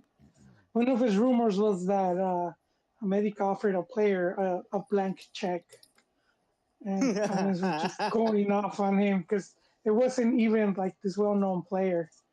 And I was like, do you realize what you just wrote? Like how stupid you sound. But he does get a lot. You know, he gets a good amount right, and then a good amount he's pissing way off. Yeah, I didn't know about all that, but I do follow the guy. I think he has some good stuff. I've yet to find any of that opposite, but yeah. See, and now he's defending them. I don't know, bro. The evidence is just stacking and stacking. Right? Like, I love to talk, and let's do this again sometime. I got 2 things. Yep, let's hear it. All right. Apparently, America AME coach Jardine is the first Liga MX coach to win the ML All-Star. Yep. So and he's not Mexican. Senor, hold on. For someone who devalues everything, it's the second time it happens. No, but it's AME. AME is AME, you know? Like, it's the second time this happens. AME is AME. Ron, if you're prefacing this to get another star on the America Crest, I'm going to shut you down. AME is AME, okay? It rhymes with mommy. Right? All I know is you're going to try to make the argument that America deserves another star because of this Liga MX victory. It does. Okay? Count them all. Pro de 85. This, I knew it, bro. I knew it. You brought up like the amateur, and I was like, here we go with Pro de. Like, it's going to come out at some point. The CONCACAF Giants Cup, also count that one. I also count that one, okay? I don't know if you guys remember. Start doing that thing that Rayados does and has them abajo in gold because they shine brighter. Yep. It should have 2 of them in gold that's the Copa Interamericana, okay? So it should have 2 of them, and then it should have 7 like in silver. That's the CONCACAF champions. Then it should have like a bronze one for the Giants Cup, and I'm pretty sure there's also, Rifado, you said your family, your wife's Argentine, right? Do they ever start busting out the escucha, corre la bola? Actually, they have. They love to bring up Mexico's losses, like anytime. Anytime it happens, bro, you're like, living they actually have a song about this dude's living Mexico, Familia Peluche in real life.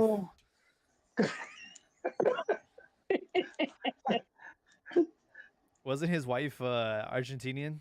Or his the maid. The maid. But I remember there was an episode where like she lied and said that she was married, and then they all had to pretend that they were like Mexican Argentinian because the parents came over. It was hilarious. I need Ahead to of see its that. time, bro. Yeah. Ahead of its It time. was. Who's got closing? Who's left? I think Juez left, right? Me, I'll make it quick. So Jaime wants to catch some seats. I want to see Take a Red Bull, the pussy. presser. I want I want to see the presser with Aguirre and Marquez, you know, and talk a bit about what their plans are. I would like to hear that. You're just hearing a lot of speculation, but I need to hear it from the horse's mouth. So I don't know if we're gonna get it, but I would definitely like to because I'm curious as to what Marquez is gonna do. How hands on is he gonna be with this? Because he could go either way. I don't think there's a right or wrong way. You know, it's not like this is something that's been done before with Selección. So just interested in his approach. For sure, for sure. Well, sadly, that concludes our episode. Want to thank everyone for hopping on, and especially with Juan Herrera talking shit about Diaz.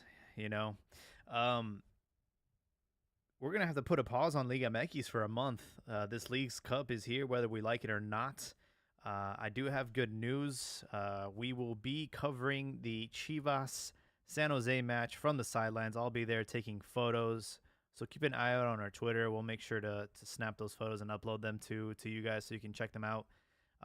It's a full circle for me. My first game as a professional photographer with credentials was San Jose, and I get to cover them playing Chivas and Cade Cow as well. Cade Cow, I was at his debut Open Cup against Sac Republic, and now he's returning home and he's playing against them with Chivas. So interesting connection I have with San Jose, even though I don't like the Earthquakes or the MLS, but they did open the doors for me, and they're gonna try and break the all-time Leagues Cup attendance record. So we'll see if that happens. It's gonna be at Levi's, so they're gonna be playing at the bigger NFL stadium on Saturday. For those who missed on some friendly action, Wrexham threw hands at Chelsea today. It's all over Twitter. It was pretty entertaining. We'll see what happens with this League's Cup. You know, if it's any signs from today, it seems like Liga MX is going to take it serious this time. They did the skills challenge yesterday and killed the MLS, and then today with a huge victory over the MLS All-Stars. I feel like this time around, Liga MX teams are going to try and take this tournament serious. Maybe they upped the ante. Maybe they updated the prize money. But whatever the case may be, it's going to be a good go-around this time, and we'll be there to cover it. So keep an eye out for our future episodes, and thank you all. Have a great night.